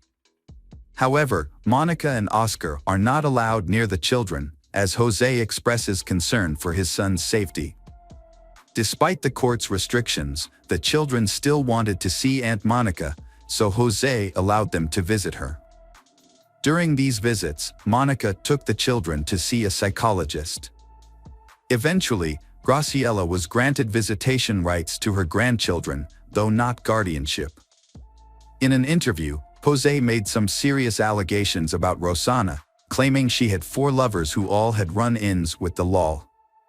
José suspects Rosanna of being involved with these men, and she has been gathering information about them for blackmail. Meanwhile, Oscar was given protection as a witness in his sister's case, which included wearing a tracking device and having a police escort. By the end of 2007, investigators still hadn't found enough evidence to charge any of the suspects. However, a significant turning point occurred in January 2008 when José was arrested and charged with aggravated homicide. This charge was based on 3 key factors: his connection to the victim, evidence that suggested he had planned the crime in advance, and the fact that multiple people were involved in the crime. On January 28, 2008, the preliminary hearings began. At the hearings, 4 people, including Raldo, Graciela, Monica, and Oscar, described José's disturbing behavior, including his repeated use of violence and weapons to threaten others. Rosanna's mother also presented the prosecutor with the last text messages her daughter had sent before her death. The following day, Oscar Lugo, who used to date Rosanna, testified against José, provided testimony similar to that of Rosanna's family. According to Oscar Lugo, José had tried to ruin his and Rosanna's reputations by spreading false rumors. Oscar Lugo said Rosanna suspected José's fabrications were intended to discredit her as she and José were about to divorce. Opposite, José's lawyer disputed the claims that José was emotionally unstable and aggressive. On February 7, 2008, José's mother, Elsa, traveled from the United States to testify in a 12-hour investigative session. However, Rosanna's family began to suspect that José's mother might have been involved in her murder. This suspicion led Raldo and Graciela's lawyer to consider requesting José's mother's arrest. In response, José and his mother's lawyer argued that her testimony actually showed she was prioritizing her grandchildren's well-being. According to Elsa's testimony, she purchased houses for them because she believed the divorce settlement would not negatively impact them. The lawyer also denied the media's claim that José's mother and Rosanna had a poor relationship. Despite ongoing speculation and media coverage surrounding the circumstances of Rosanna's death, José was released on bail and gained custody of his children. Meanwhile, the court deemed it unnecessary to provide police protection for Oscar, Rosanna's brother, who worked as a taxi driver. However, on July 5, 2008, Oscar was attacked by 2 armed men in the early morning. They beat and threatened him for an hour before abandoning him in a vacant lot. Fortunately, Oscar was found thanks to the protective witness tracking bracelet he wore. Oscar was deeply shaken by the event, though not severely injured. The trial next began in April 2013. Jose maintained his innocence throughout the proceedings. However, in May, the trial was delayed when Jose suffered a stroke, pushing the final verdict back to November 2013. The judge determined that the murder was carefully and deliberately planned, bearing the hallmarks of organized crime. The court concluded that Jose and Elsa were involved in planning the attack. They deliberately chose the time and place to put Rosanna in a passive position and unable to defend herself. Specifically, they targeting her after a phone call would lure her outside. The court ultimately determined that Jose's primary motive for the murder was financial, because he did not want to divide the joint property with Rosanna. As a result, Jose and Elsa were sentenced to life imprisonment. The higher court upheld the conviction, emphasizing Jose's threatening behavior, the domestic violence Rosanna suffered, and the significant influence his mother had over him. Years later, in 2015, Jose and Elsa were granted house arrest due to health and age concerns, respectively. This allowed them to be reunited with their children. Throughout this time, the media continued to follow the story of the children. In January 2017, the court allowed the children to spend a weekend with their maternal grandparents for the first time. The Rosanna Galliano family thoroughly prepared their home, repainting and cleaning the house, and decorating it with balloons and a welcome sign. Graciela also cooked the children's favorite meal in anticipation of their arrival. The Rosanna Galliano home was filled with joy that weekend, as the boys spent happy time together, playing soccer and video games, and even asked to sleep in their grandmother's bed, whom they hadn't seen in over 2 years. However, their happiness was short-lived. On November 24, 2018, Jose passed away after suffering another stroke. This was a devastating blow for the children. Aunt Monica reassured them with love and calmness, promising to support whatever decision they made. The boys decided to live with Aunt Monica. Hello, crime enthusiasts.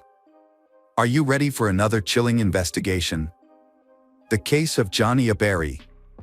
Johnny Aberry was born on August 26, 1983 in the small town of Bristol, Tennessee, USA. She is cheerful, friendly, has many friends, and often goes to parties. While in school, Johnny was a member of the local cheerleading squad. After graduating from high school, she studied psychology and criminology at East Tennessee State University. While in college, she met Jason White. They became a couple, and they got engaged before graduating in late 2004. When Johnny was 21, she decided to continue her studies to get a master's degree in psychology, so she temporarily moved to Knoxville. While studying, she worked part-time at a child education center and realized her passion for helping children. Her boyfriend, Jason, studied law in another state. Despite the distance, they kept in touch and planned their wedding. While in Knoxville, Johnny stayed at a classmate Jason Amami's apartment. They had attended college together and moved to Knoxville together.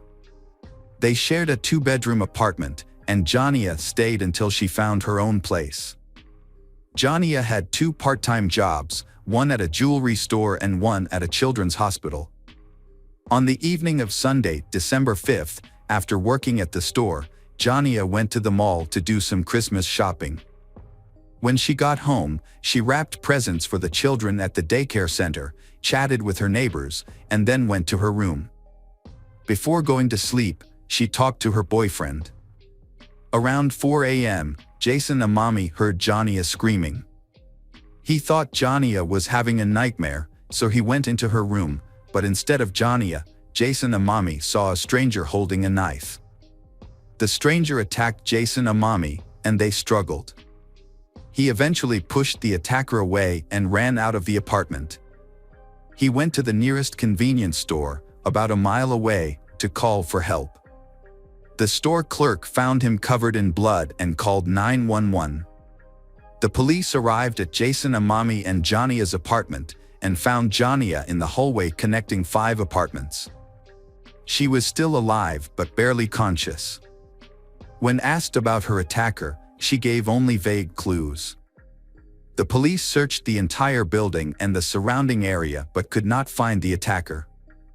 They took Jania to the nearest hospital, but despite the doctor's best efforts, she died.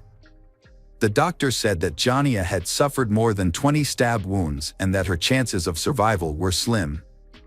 Meanwhile, Jason Amami had suffered 8 injuries from the attacker, but only one was serious. He was treated and his life was not in danger. At the same time, detectives began investigating the scene. They found blood in the hallway, indicating that Jania had tried to call for help from neighbors, but no one answered the door. Near Jania's room, they found the murder weapon, a kitchen knife owned by Jason Amami. The attacker used the knife with such force that it was bent and damaged. Police also found blood stains near the back door and on the stairs leading to the street. Since Jason Amami and Jania had left through the front door, detectives believe the killer escaped through the back door. In Jason Amami's room, they found another clue, partial footprints that the attacker may have left while stalking and attacking Jason Amami. Because of the brutality of Jania's death, police suspected a personal motive behind the crime. Initially, detectives investigated Jania's boyfriend, even though he lived about 1,000 miles away in Knoxville. However, all of his friends and family said that Jania and her boyfriend had a wonderful relationship and that he had no reason to commit such a brutal act. He learned of Jania's death when her mother called at 10 a.m. to tell him. He said he fainted when he heard the news and it took him a long time to regain consciousness. Unable to do anything, he asked his neighbors to help him book a plane ticket and prepare his luggage. Investigators looked closely at Jason White's alibi and realized that he could not have made it to Knoxville and back in the morning by himself. So they eliminated him as a suspect and turned their attention to Jania's neighbor. This neighbor did not have a solid alibi and had been in the apartment with Jania, raising suspicions that he could be the culprit. Jania's friends and family also suspected this neighbor. Some believed that he could be the killer, while others accused him of fleeing the apartment, leaving Jania behind. The suspicions were so deep that the victim's parents did not even want him to attend her funeral. However, after Jason Amami was discharged from the hospital, investigators began questioning him. He stuck to his original story. He heard screaming, saw a strange man, and was attacked by him. After fighting off the attacker, Jason Amami ran to the front door and onto the street, seeking help from neighbors. He believed that Jania had also escaped from the apartment because he could not hear her screams. However, police had doubts about Jason Amami's story. What initially raised suspicions about Jason Amami were his injuries. 7 of the 8 were superficial, and the last wound to his right arm could have been self-defense or the result of an attack. Additionally, investigators found no signs of forced entry into the apartment, suggesting that the perpetrator may have been someone Jania knew. Jason Amami claimed that he had taken out the trash through the back door that night but did not remember locking it. Detectives continued to press him, paying close attention to the door he used to exit the apartment onto the street. Jason Amami insisted that he had exited through the front door, but police suspected that he might be lying. If Jason Amami had indeed left through the front door, that would not have explained the presence of bloodstains near the back door, further raising suspicions against him. Police accused Jason Amami of using and selling illegal drugs, and of being aggressive when he could not satisfy his addiction. However, he denied all of these allegations. After hours of questioning at the police station, detectives suggested that Jason Amami take a polygraph test. Jason Amami agreed to take the test.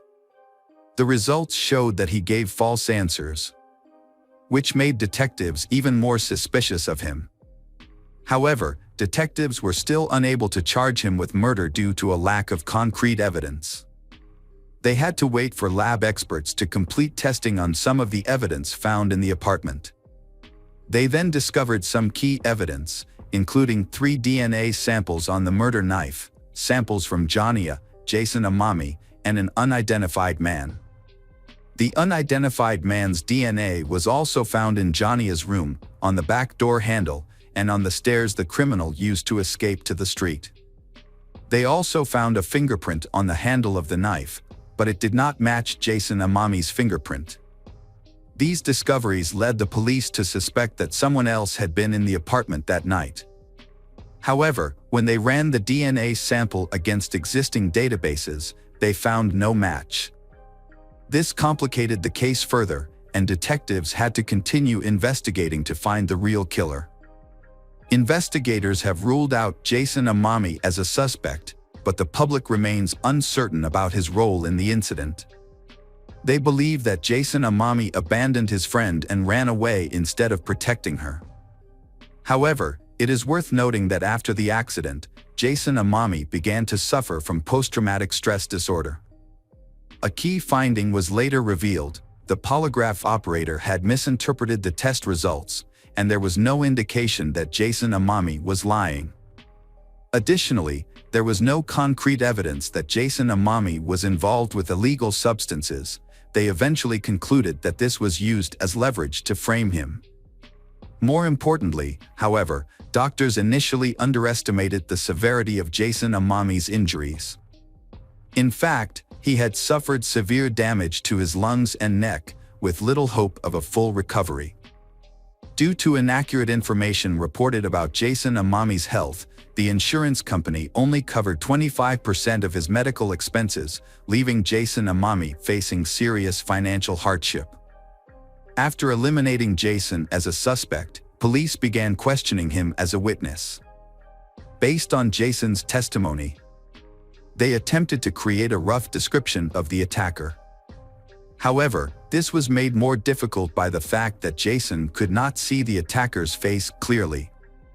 The apartment was too dark and the attacker lunged at him as soon as he entered the room.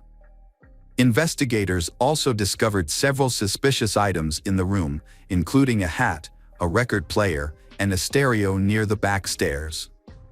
At first, they thought these items might belong to Jania or Jason, but Jason denied owning them. This led them to suspect that these items might have been left behind by the killer. Police shared a rough sketch of the suspect with the media, and they subsequently received hundreds of calls from the public. Many people reported individuals who matched the sketch, prompting detectives to pursue each of these leads. One of the prominent clues led investigators to a group of teenagers who had broken into homes with the intention of burglarizing. One member of the group, a 19-year-old named Michael, matched the sketch of the suspect. The police began searching for Michael, but this was not easy because he was wanted for burglary. 2 police units joined the search for him, and they eventually found Michael. When interrogating Michael, investigators immediately noticed his shoes, which had a pattern similar to the footprints left by the killer. They collected Michael's DNA and fingerprints and sent them to experts for analysis. During the interrogation, Michael revealed a surprising piece of information: he and a friend had entered Jania's apartment that night. According to Michael, they planned to rob, but his friend attacked Jania with a knife. However, detectives soon discovered inconsistencies in Michael's story. The details he provided did not match the actual events, and there was no evidence of 2 strangers at the crime scene. Michael's DNA and fingerprints also did not match the evidence at the scene. Michael's shoes also did not match the tread pattern in Jason's room. Investigators concluded that Michael had made up the story. This is not uncommon, as some people may falsely confess to crimes in order to seek attention or reward. Michael's motives remained unclear, but his story was completely untrue.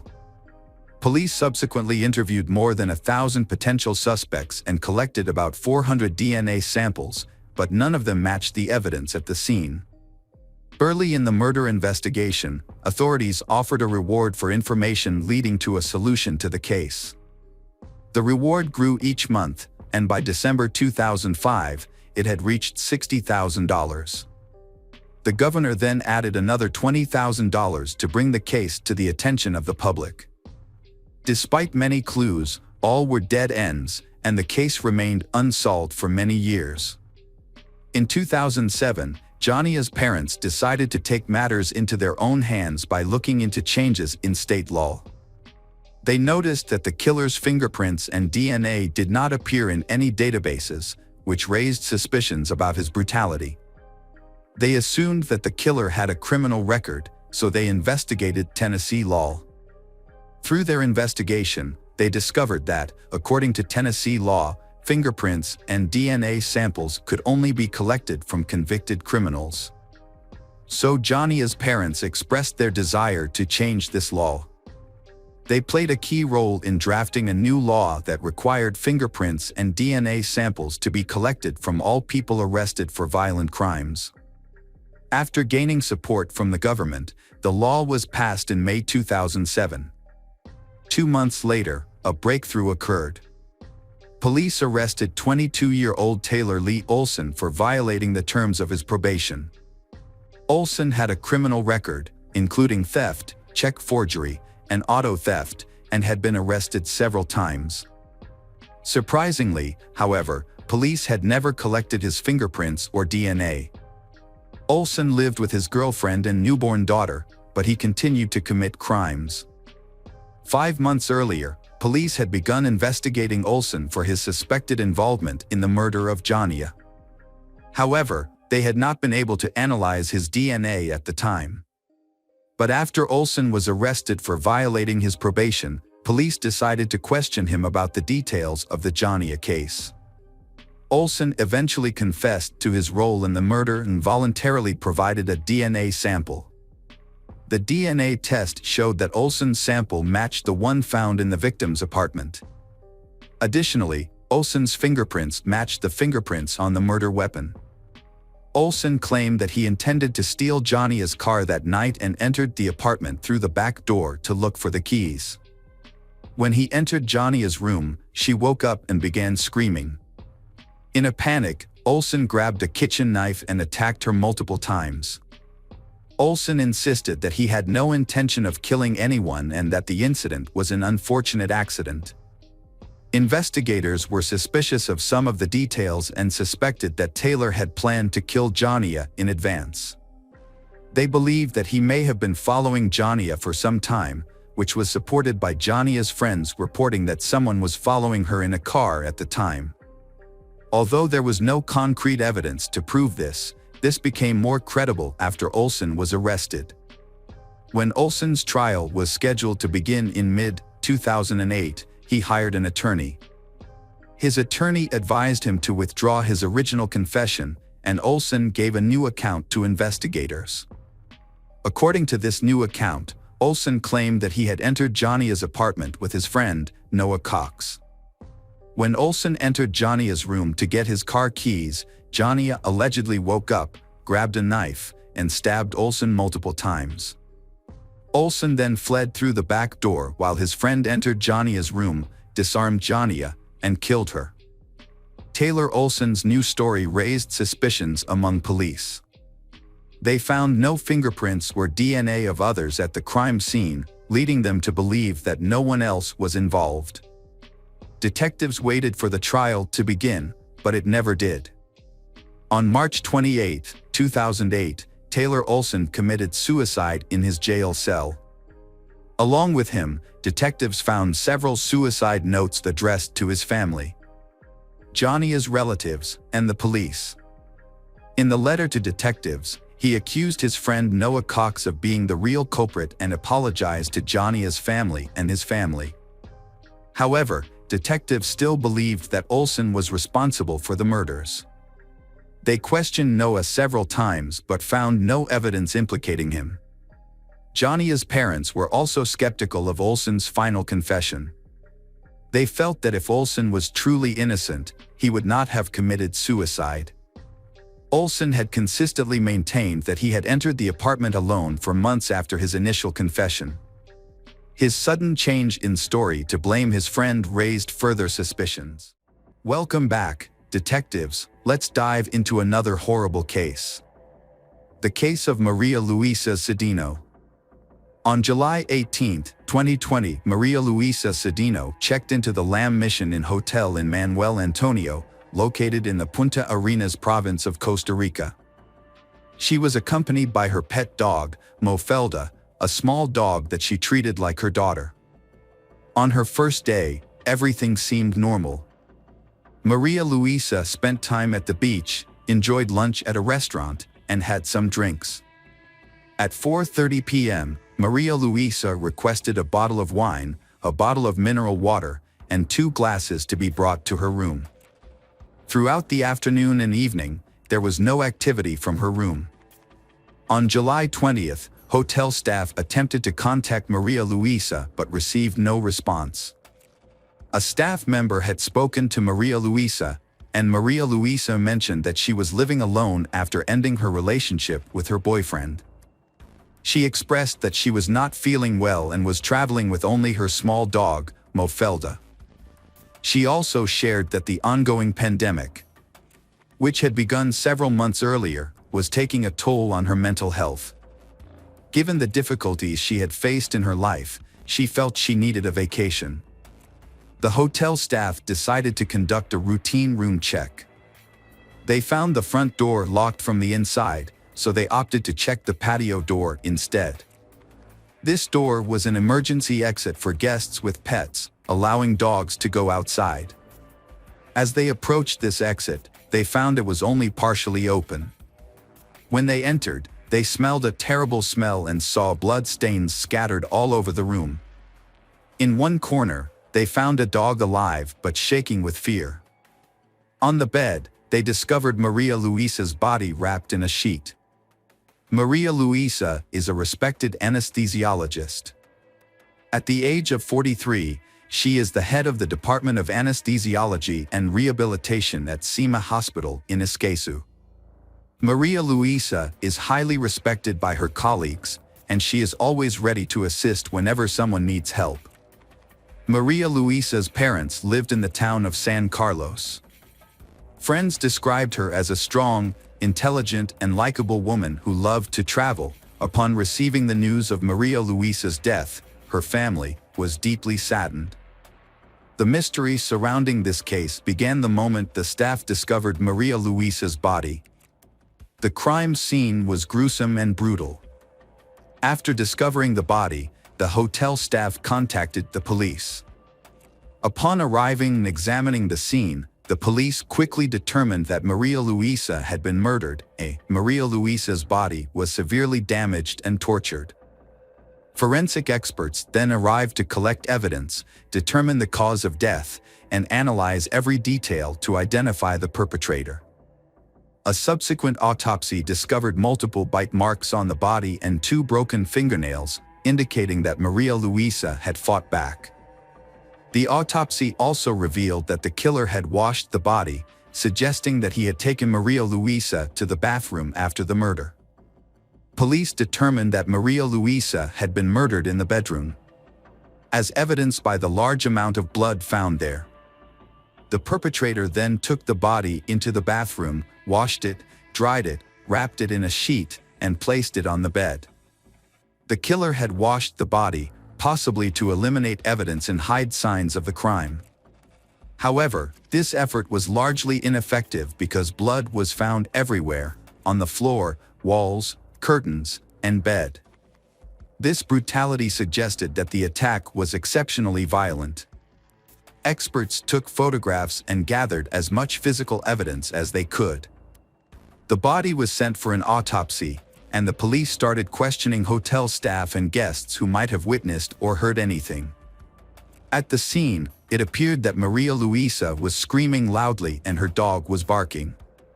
However, no one reported hearing any screams throughout the night, despite the hotel being mostly empty due to the pandemic. Only a few staff were present, and the hotel owner, Harry Bowden, lived there with his husband. Harry Bowden also let some friends live in the hotel because they were having financial problems, as the hotel was never fully booked during the pandemic. In Maria Luisa's room, a bottle of wine and 2 glasses ordered through room service were discovered. An inspection of her cell phone later revealed that she had sent a picture of the two glasses to a friend, but she did not mention being with anyone or waiting for someone in her room. When police interviewed Maria Luisa's friends and family to check for any enemies, they discovered that Maria Luisa always ordered two glasses, even when she was alone. She would pour alcohol into one glass and water into the other, indicating that she was by herself and not waiting for anyone. Police believe the attacker may have been someone who saw Maria Luisa at the hotel, noticed the back door open and took the opportunity to attack. However, the brutality of the case suggests that the killer must have had a deep hatred for Maria Luisa to have attacked her like that.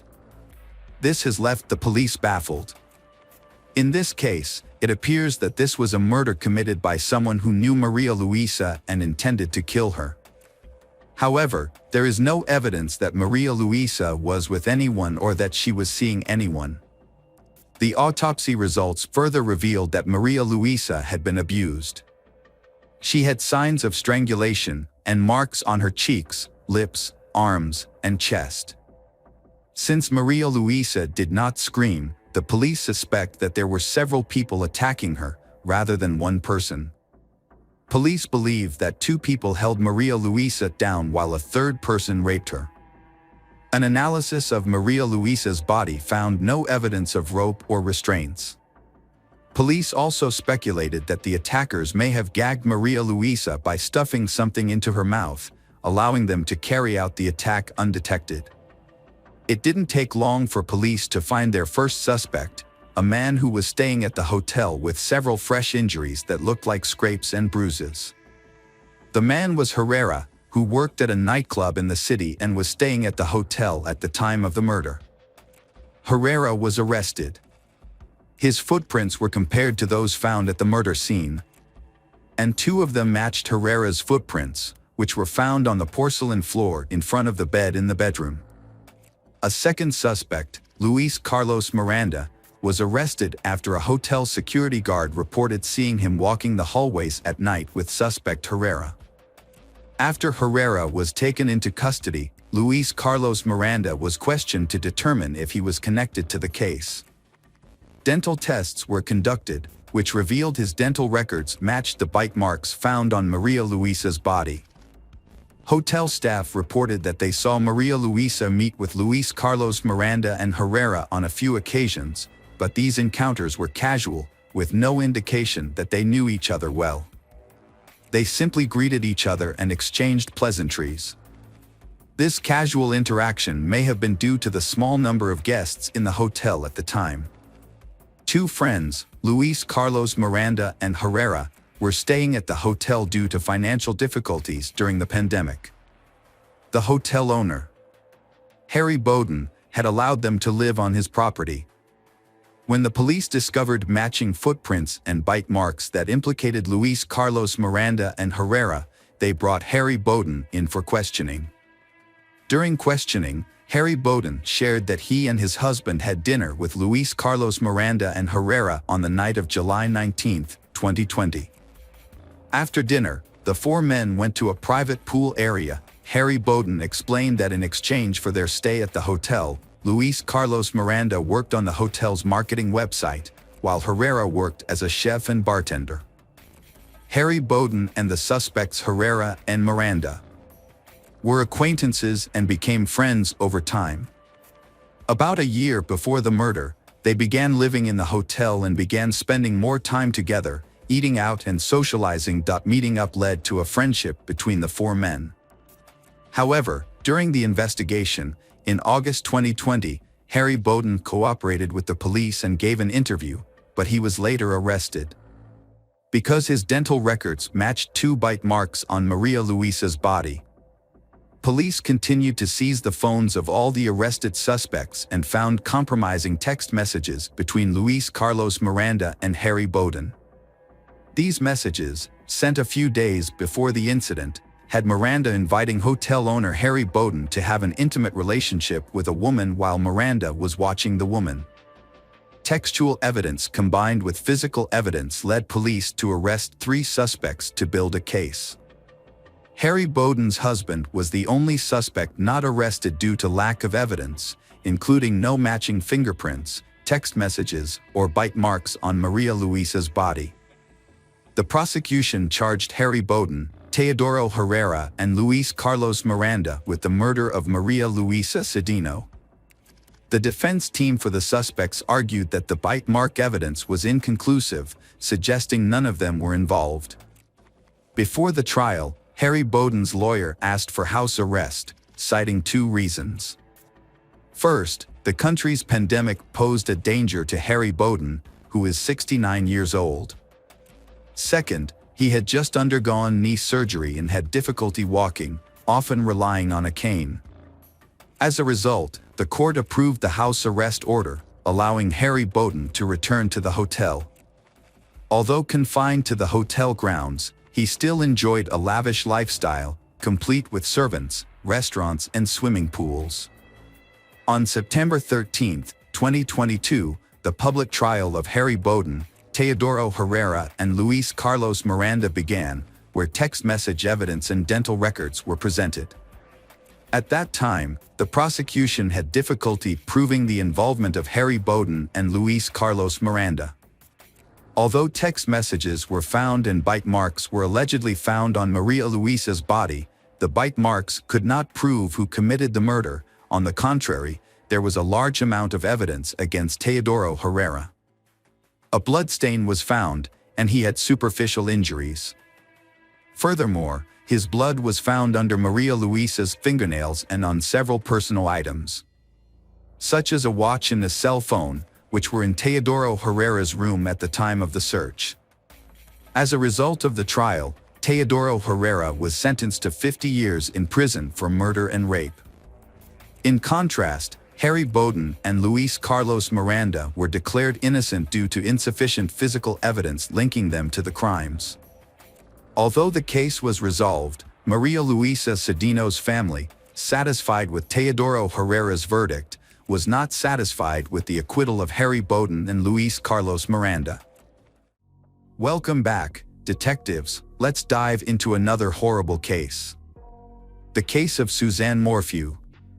Suzanne Morphew was born on April 11, 1971, to Jean and Adrian Alexandria.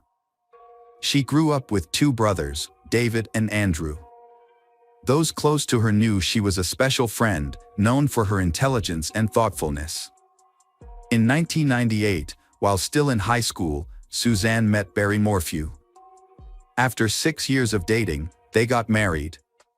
Barry initially pursued a baseball career, signing with the Toronto Blue Jays, while Suzanne pursued a degree in education at Purdue University.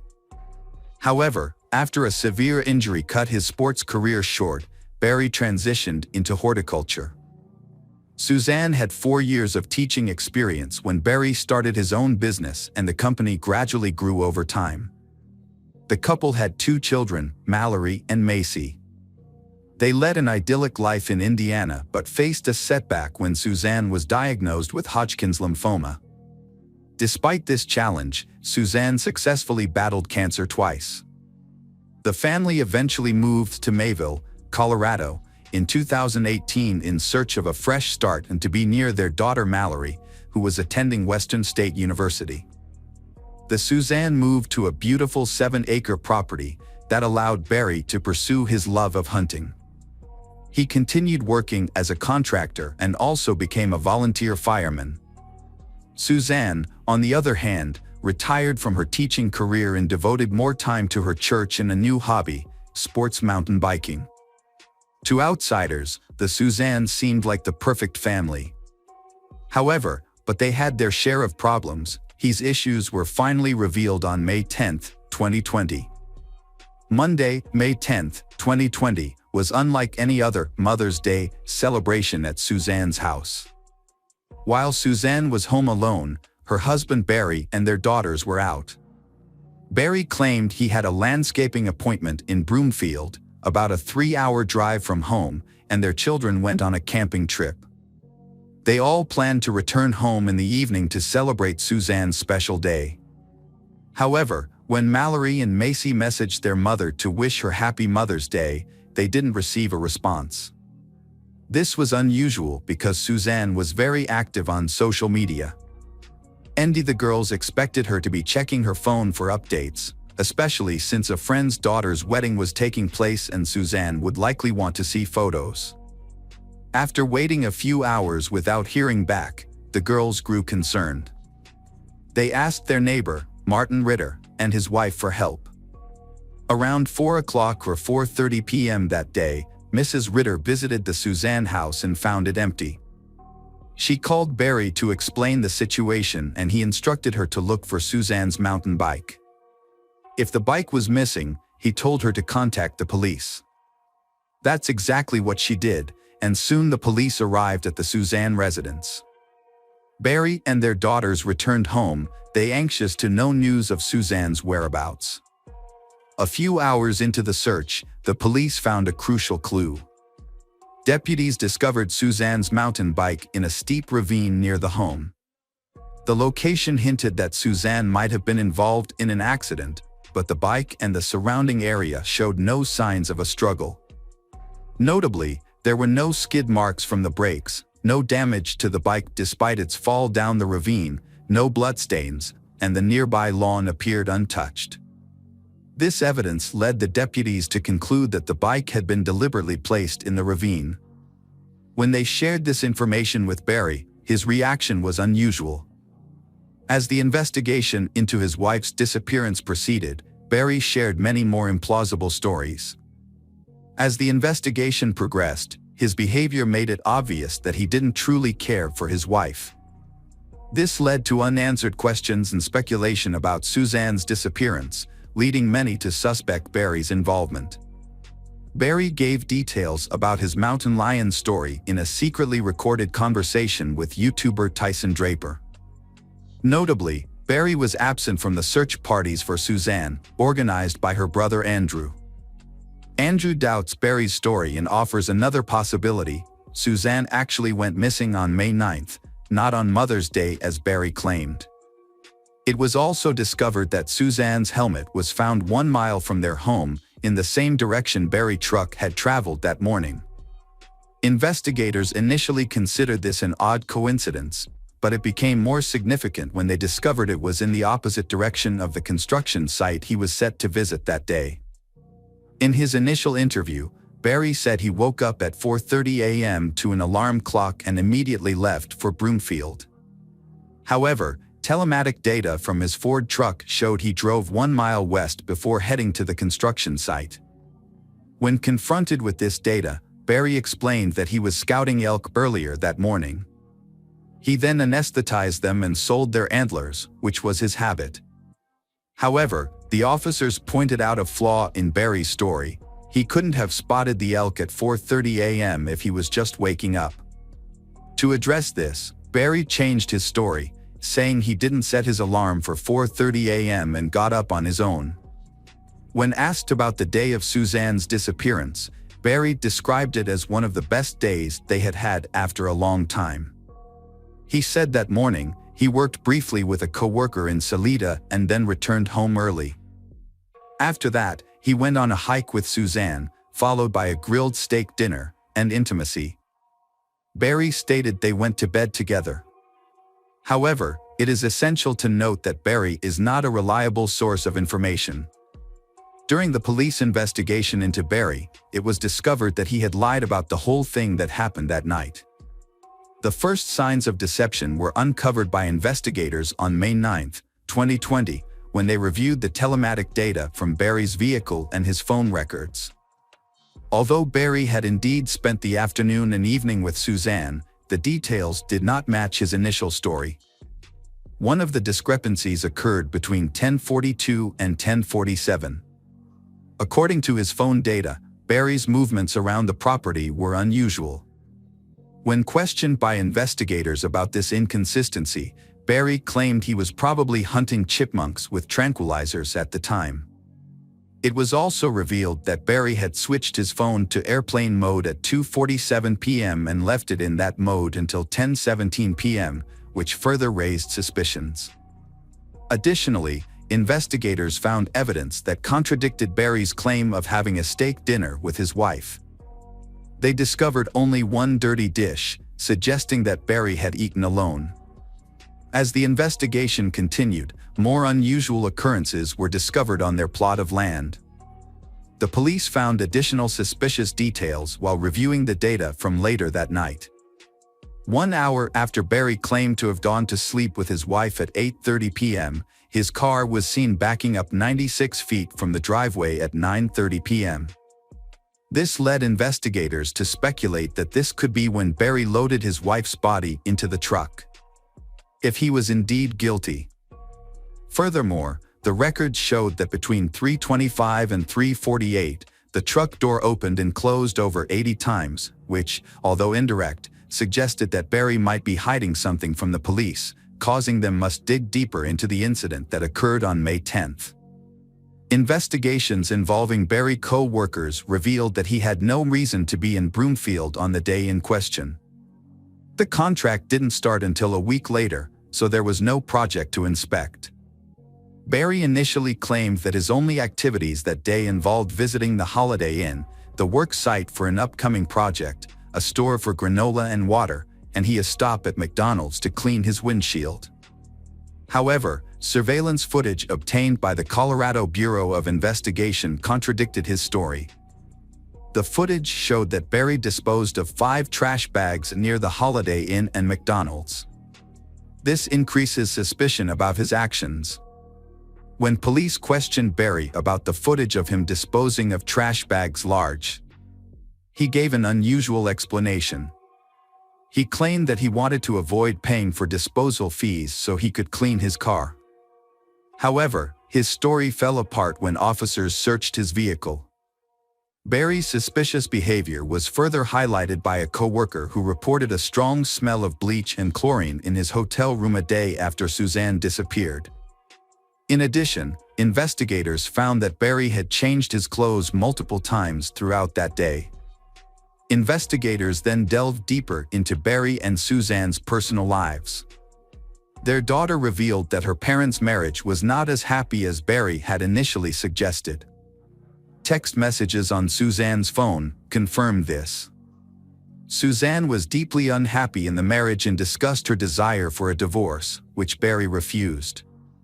Suzanne kept a list of grievances in her notes app, detailing a pattern of physical abuse by her husband Barry. She expressed fear of being alone with him and was concerned about his heavy drinking and attempts to take her phone. Suzanne also suspected him of being unfaithful. In an attempt to catch him in the act, she purchased a pen with a hidden recording device, but it ironically captured evidence of her own affair instead. The investigation revealed that Suzanne had been having an affair with a man named Jeff, a high school acquaintance, for about a year and a half, starting in 2018. Although Jeff initially appeared to be a potential suspect, he was later cleared of any involvement in Suzanne's disappearance. However, investigators discovered a note that suggested Barry had found out about the affair and might have accused her of having a boyfriend just 2 days before she went missing.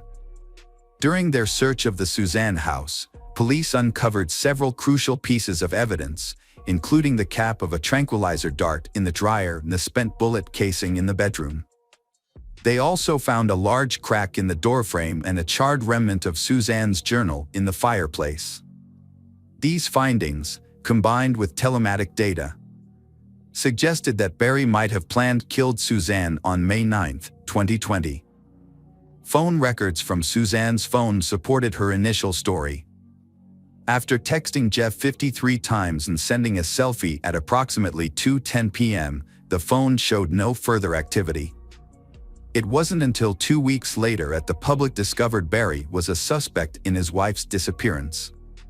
This revelation came when police excavated a construction site in Salida, one of Barry's job sites, over the course of 2 days. In response, Barry released a video to the public maintaining his innocence. It was not until May 5, 2021, nearly a year into the investigation, that Barry was arrested. While the evidence against him was largely circumstantial, the prosecution felt confident in their case. Due to the inconsistencies in Barry's alibis, his repeated lies, and a clear motive. Barry was charged with multiple crimes, including the first-degree murder of his wife, tampering with physical evidence, possessing a dangerous weapon, and attempting to influence a public servant. Barry accepted the charges and paid a $600 fine. A preliminary hearing took place in August 2021 to decide if the case should go to trial, at which point most of the case details were made public. The prosecution presented its evidence over 4 days, outlining its theory of the incident. They claimed that on May 9, 2020, Barry killed his wife, dismembered her body in a hotel room, disposed of the tools, and buried her remains in an unmarked grave. However, Barry's defense strongly challenged the prosecution's narrative, pointing out inconsistencies in their story. They cited that cadaver dogs found no signs of human remains in Barry's car or the hotel room where he supposedly brought the body. The defense also raised doubts about the dart bullet cover, suggesting it may have been planted. Furthermore, the defense argued that Barry's dart gun was broken at the time, making it impossible for him to use it in the murder. The defense team's apparently piece of evidence was partial DNA found in Suzanne's Range Rover and on her bike helmet, which didn't match Barry. What made this discovery significant was that the DNA in her car matched DNA profiles from 3 unsolved sexual assault cases in Chicago and Arizona. This raised doubt about Barry's guilt. However, the CBI investigator in charge of the case was unable to present this crucial evidence earlier because he had to take a leave of absence for military service before. It wasn't until September 7 that the judge decided to move forward with the case, setting Barry's bail at $500,000. He was released from county jail on September 20, 2021. However, in a surprising move, the prosecution filed a motion to dismiss all charges against Barry without prejudice. At the time, the prosecution faced several challenges, including a lack of concrete evidence, as no body had been found. Additionally, the prosecution had missed multiple deadlines, resulting in the exclusion of 14 key witnesses from the trial. Barry was seen leaving the courthouse with his 2 daughters, visibly relieved. Nearly 2 years later, on September 22, 2023, investigators made a breakthrough in the case when they discovered several shallow graves in Moffat, Colorado. Suzanne's remains were identified through dental records and a chemotherapy port, found over 50 miles away from the initial search area. The discovery of Suzanne's body has raised fresh questions about Barry's potential involvement in her murder. Although the charges against him were previously dismissed, the new evidence has led many to wonder if he could still be considered a suspect in the case. Some people question how Barry could have disposed of the body without being in Moffat on May 9 and 10, suggesting he might have had help. For now, Barry does not appear to be directly involved in where his wife's body was found. The police and district attorney's office continue to investigate the case. The 12th Judicial District's district attorney stated that they cannot comment on the case until more information becomes available, while offering condolences to Suzanne's family. Barry's attorney, Iris E.T. Yen, speculates that Suzanne might have been the victim of a serial killer. After finding her remains in a cemetery, Iris thinks that law enforcement wrongly accused Barry and hopes that they will admit their mistake. Barry has initiated a $15 million lawsuit against the prosecutors, sheriff stations, and investigators because he was wrongly accused in the disappearance and death of his wife. Hello again, true crime fans, we've got another mysterious case to explore. The case of Greg Mulvihill.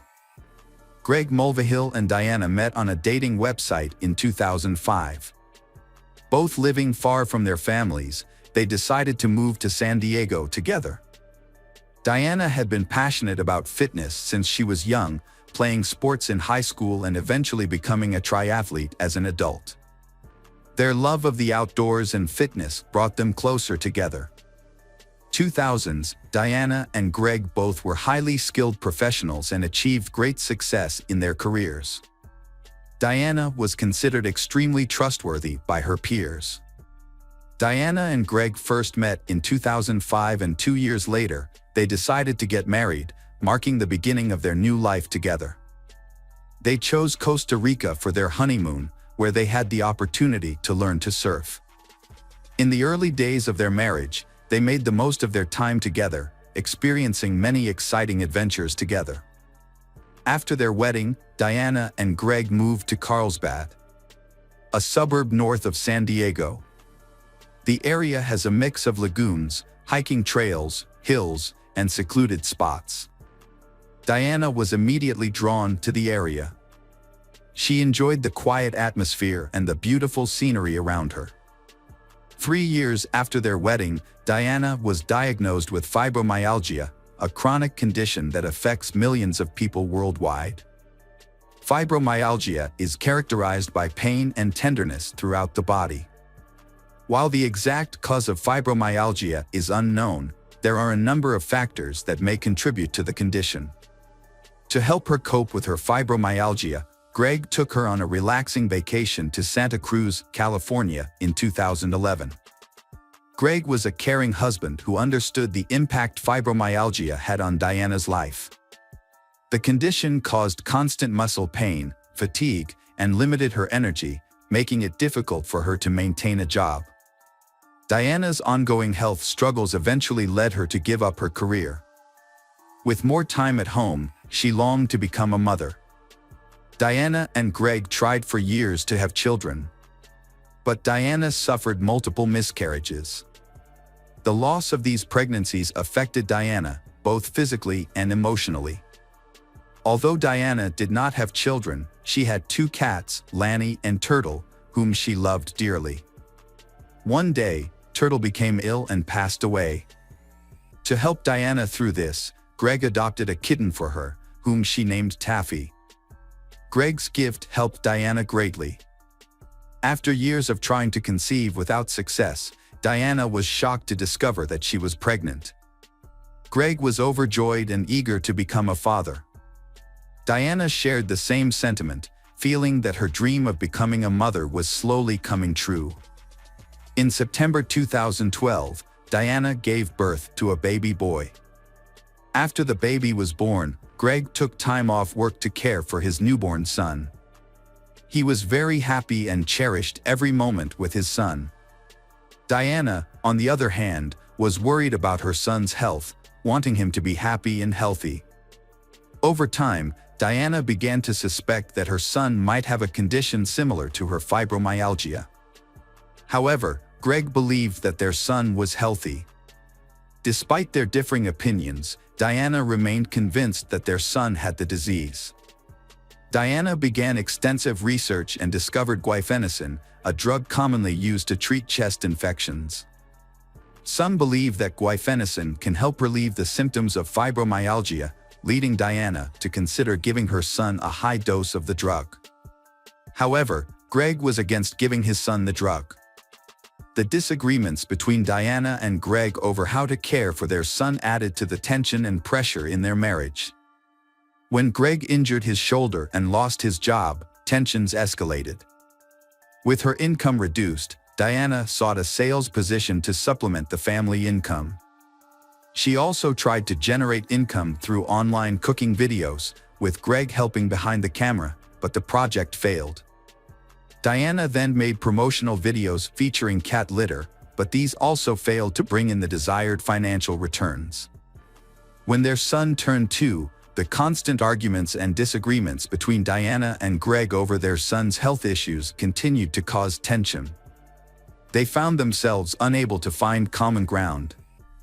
Diana confided in a coworker about her feelings of frustration and lack of support from Greg, revealing a deep rift between them. In July 2014, police questioned Greg about Diana's allegations of abuse. According to police, Diana filed several police reports regarding Greg's actions. As a result of these accusations, Greg was evicted from the home, while Diana and their son were allowed to stay. Diana confided in a friend about Greg's abuse, saying that the incident occurred while she was sleeping. According to Diana, her medication made her drowsy, and when she woke up, she found Greg touching her without her consent. Additionally, Diana accused Greg of sexually abusing their son. These allegations led to the involvement of Child Protective Services. Greg denied the allegations, believing that Diana fabricated the complaints because he disagreed with her about their son's health status. In response, Greg filed for divorce and sought custody of their son. The police searched for evidence to support claims of abuse against Greg and his son. Ultimately, a judge ordered both Greg and the boy to undergo psychiatric evaluations. After an investigation, the evaluations found no evidence of child abuse by Greg. Additionally, the police found no evidence that Greg had assaulted Diana. As a result, the charges against Greg were dropped and he was given custody of their son, a decision that upset Diana. In a subsequent settlement, Diana agreed to live in their home and compensate Greg for his share of the property. On September 1, 2016, the Carlsbad Police Department received a call from Jason Kovac, a close friend of Greg's. Jason reported that Greg had been shot multiple times and was losing a lot of blood. At the time Jason called 911, a Carlsbad police patrol officer was nearby. When they arrived, the officer found Jason and Greg on the side of the road. Jason explained to the officer that the shooting had occurred about a half-mile away from their current location. The officer quickly realized that waiting for an ambulance would put Greg's life in greater danger. In order to get Greg to the emergency room as soon as possible, the officer placed Greg in the back of his car and took him to the hospital. Meanwhile, just minutes later the officer had surrounded the area and began searching for the shooter. Despite their best efforts, they were unable to locate the shooter. At the hospital, doctors immediately rushed Greg into emergency surgery, where they discovered he had a gunshot wound to the chest. Greg survived the surgery. However, he was placed on life support and was expected to regain consciousness on his own. The police spoke to Jason about the incident. Jason, willing to share what he knew, explained that Greg had called the night of the incident. He told Jason that he had received a call from a private investigator who said to have important information for his upcoming divorce and custody battle with Diana. The anonymous inspector provided a specific time and place to meet. Initially unsure about the phone call, Greg's curiosity eventually won out. Greg then asked Jason to come to the agreed location with him. Concerned for Greg's safety, Jason agreed, and they prepared by bringing flashlights and baseball bats for protection. Greg and Jason arrived at the remote location indicated by the mysterious caller, but the darkness made it difficult to see. There were no street lights, making it extremely dark. The caller informed Greg that the package containing the documents would be attached to a large utility pole. Upon discovering the package, Greg approached the pole while holding a flashlight, slowly scanning the surrounding area with the light.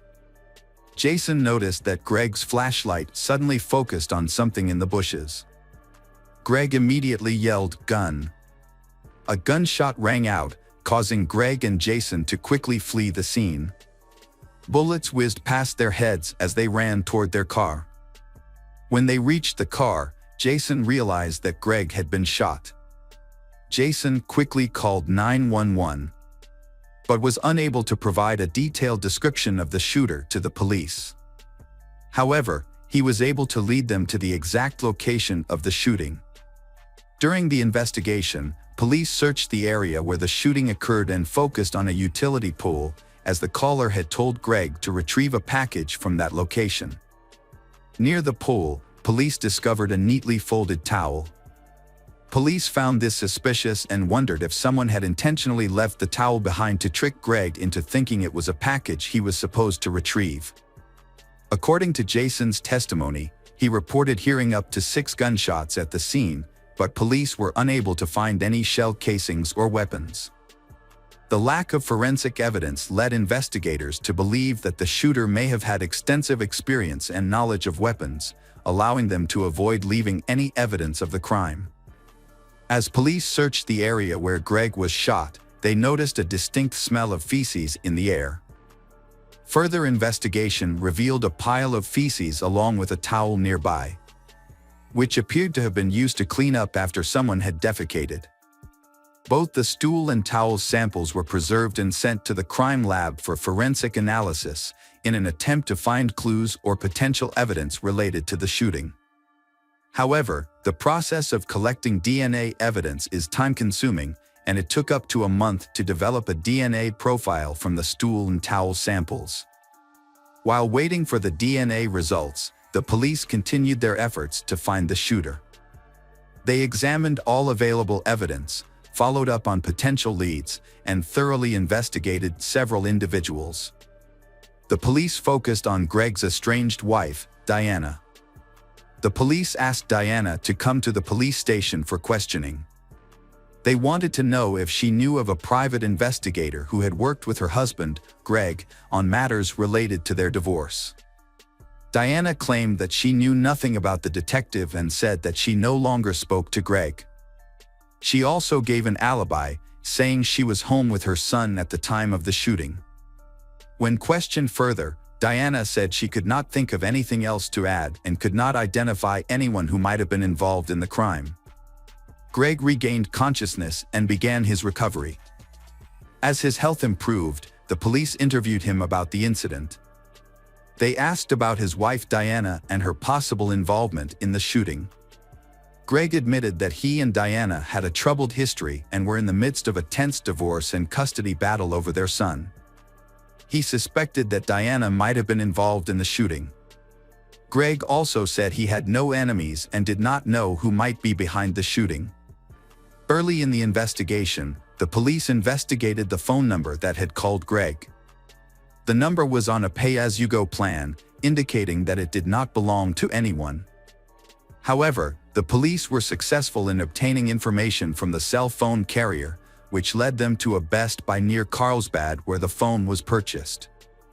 The police immediately contacted the store manager to request information about the purchase, including the date of the transaction. They also requested any available video footage of the person who purchased the phone. After reviewing hours of video footage, the manager identified relevant footage that corresponded to the time of purchase of the phone. The footage was sent to the police for review. Although the video was grainy, the police were able to identify Diana, Greg's wife, in the footage. This new information made Diana the prime suspect in Greg's shooting. Diana was arrested, and during her arrest, Diana repeatedly maintained her innocence. The police then questioned Diana about her purchases at Best Buy. They discovered that she had purchased a cell phone, which then called Greg, leading to his shooting. However, Diana initially told the police that she had purchased a router. Faced with a surveillance camera image of the person who purchased the cell phone, who looked exactly like her, Diana admitted the truth. Following this revelation, Diana changed her story about her involvement in Greg's shooting. She said that her fear of Greg prompted her to buy a gun, which led her to practice at a local shooting range called Iron Sights. At Iron Sights, Diana claimed she met an instructor named Weldon McDavid, who taught her how to shoot. Weldon was a former Marine with expertise in firearms. Diana reportedly told Weldon about her difficult divorce and custody battle with Greg, which led to a close friendship between Diana and Weldon that eventually turned into love. Diana told police that she and Weldon had devised a plan. To carry out the plan, Weldon told Diana to buy a phone and use it to lure Greg to a remote location. Weldon's job was to intimidate Greg without using force. Diana admitted to driving Weldon to the location and picking him up. However, when she heard police sirens approaching in the distance, she asked about the situation. Weldon later revealed to her that he had shot Greg in self-defense because Greg had been aggressive toward him. She denied any involvement in the shooting and insisted that she had never asked Weldon to commit any acts of violence against her husband Greg. Diana was charged with attempted murder after admitting her role in the incident involving Greg. Fortunately, Greg quickly recovered from the gunshot wound to the chest and was released from hospital shortly afterwards. The police tracked down Weldon and brought him in for questioning. When the police asked about his relationship with Diana and his whereabouts on the night of the shooting, Weldon claimed he was at home, about 30 minutes from Carlsbad. The police then asked Weldon for a DNA sample, which made him visibly nervous as he realized they were getting closer to the truth. When asked if his DNA might have been present at the crime scene, Weldon feigned surprise and suddenly remembered something, saying it was a recent memory. Weldon told police that the night before the shooting, he had gone jogging due to stomach problems after eating Mexican food for dinner. He claimed to have stopped on a dirt road to use the restroom. Based on this information, police obtained a search warrant for Weldon's home. Their search turned up a rifle with a live bullet and 6 fired casings in the rafters. The 6 casings confirmed Jason Cack's account of hearing 6 gunshots. As a result, Weldon was arrested and charged with attempted murder and attempted murder. Police searched Diana's home with a warrant and examined her computer. They discovered a search history for the phrase "new moon." Notably, the night Greg was shot, September 1st, coincided with a new moon, when the surrounding light was very dim. By carefully analyzing Diana's search history, police were able to conclude that she had prior knowledge of the shooting. Her interest in the new moon suggested that she intended to take advantage of the lack of ambient light to facilitate the murder of her husband. Further investigation revealed Diana's motive for killing Greg. As part of the divorce settlement, Diana was required to pay Greg $120,000 for their home. Faced with the possibility of not being able to make payments on time, Diana may have seen getting rid of Greg as a way to avoid paying the money. In October 2017, the trial of Diana Lovejoy and Weldon McDavid began. The jury returned a guilty verdict, convicting Diana and Weldon of conspiracy to commit murder and attempted murder.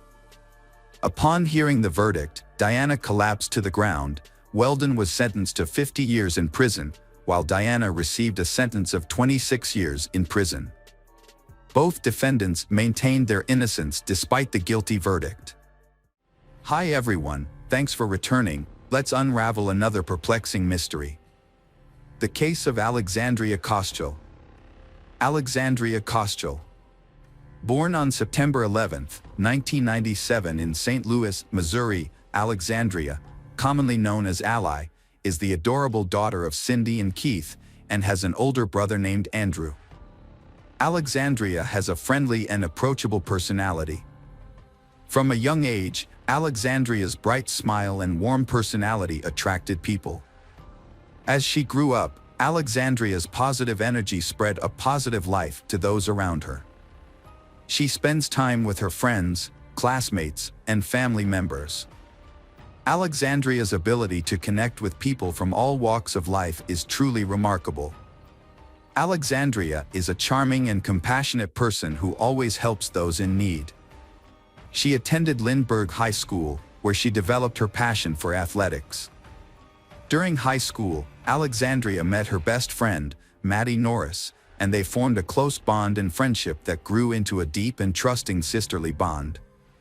Alexandria and Maddie shared a passion for exploring life and trying new experiences. Together, they faced challenges, laughed, and made lasting memories. During their time together, they enjoyed afternoons spent watching movies. One of their favorite movies was Legally Blonde. Once Alexandria got her driver's license, she and Maddie often drove around town in Alexandria's convertible. As their senior year approached, Alexandria still had no date for the upcoming prom. Although a few guys had asked her out, she had never had a serious relationship or boyfriend. Feeling frustrated, she considered skipping the event. However, Maddie asked to be Alexandria's dance partner at the prom. Alexandria was deeply moved, and so Alexandria wore a beautiful red dress to the prom. After graduating from high school, Alexandria made her dream of attending the University of Mississippi in Oxford, Mississippi come true. She was drawn to the University of Mississippi, also known as Ole Miss, because of its large student body. An avid sports fan, she was especially impressed by the school's renowned football program. In 2006, Alexandria began her freshman year at Ole Miss, where she majored in marketing and business. While at Ole Miss, Alexandria joined a sorority and became one of its founding members. She is also president of the Ole Miss Golf Club. Alexandria, with a strong passion for sunsets, she took to taking pictures to capture their beauty, with the aim of sharing this beauty with the world. Alexandria created an Instagram account to showcase her beautiful sunset photos. One night, while at a bar in downtown Oxford, Alexandria met Brandon Theld, a charming young man from Fort Worth, Texas. She was immediately attracted to him and invited him to several sorority dances. Over time, Alexandria's feelings for Brandon grew. Born into a loving Christian family, Brandon had a fulfilling childhood, with his father being a prominent doctor in Fort Worth. Growing up, Brandon had a classic Texas childhood filled with activities like hunting, fishing, and soccer. Alexandria's love of the outdoors made him eager to participate in a variety of outdoor activities. During school breaks, Alexandria's best friend Maddie from St. Louis visited Alexandria in Oxford, Mississippi. According to Alexandria, Maddie was excited to see Brandon.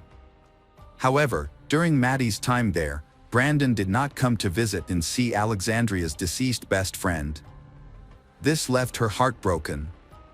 Maddie witnessed Alexandria's sadness and felt sorry for her friend. Despite her trauma, Alexandria remained strong and focused on her studies at Ole Mississippi. Alexandria had a great first year, with high grades, new friends, and a strong sense of humor. The summer of 2019, right before Alexandria's senior year, was a time of great anticipation for Alexandria and her parents, Cindy and Keith. They were all looking forward to her senior year at Ole Mississippi. Alexandria's parents decided to visit her at Oxford University for a few days. They were happy to see how quickly their daughter adjusted to her new surroundings. At the time, Alexandria was busy teaching a gym class and attending summer school. When her parents arrived, Alexandria gave them a tour of the campus, showing them her favorite spots in town. The visit gave her parents, Cindy and Keith, the opportunity to see firsthand how their daughter has grown and be proud of all she has accomplished. Cindy, her mother, cooks Alexandria's favorite dinner. During the meal, they shared fond memories. Alexandria's parents had originally planned to return home to St. Louis, but she asked them to stay an extra day so they could experience more of what Oxford had to offer. Cindy and Keith agreed to extend their stay. On July 19th, after returning home, her parents called Alexandria around 7 p.m.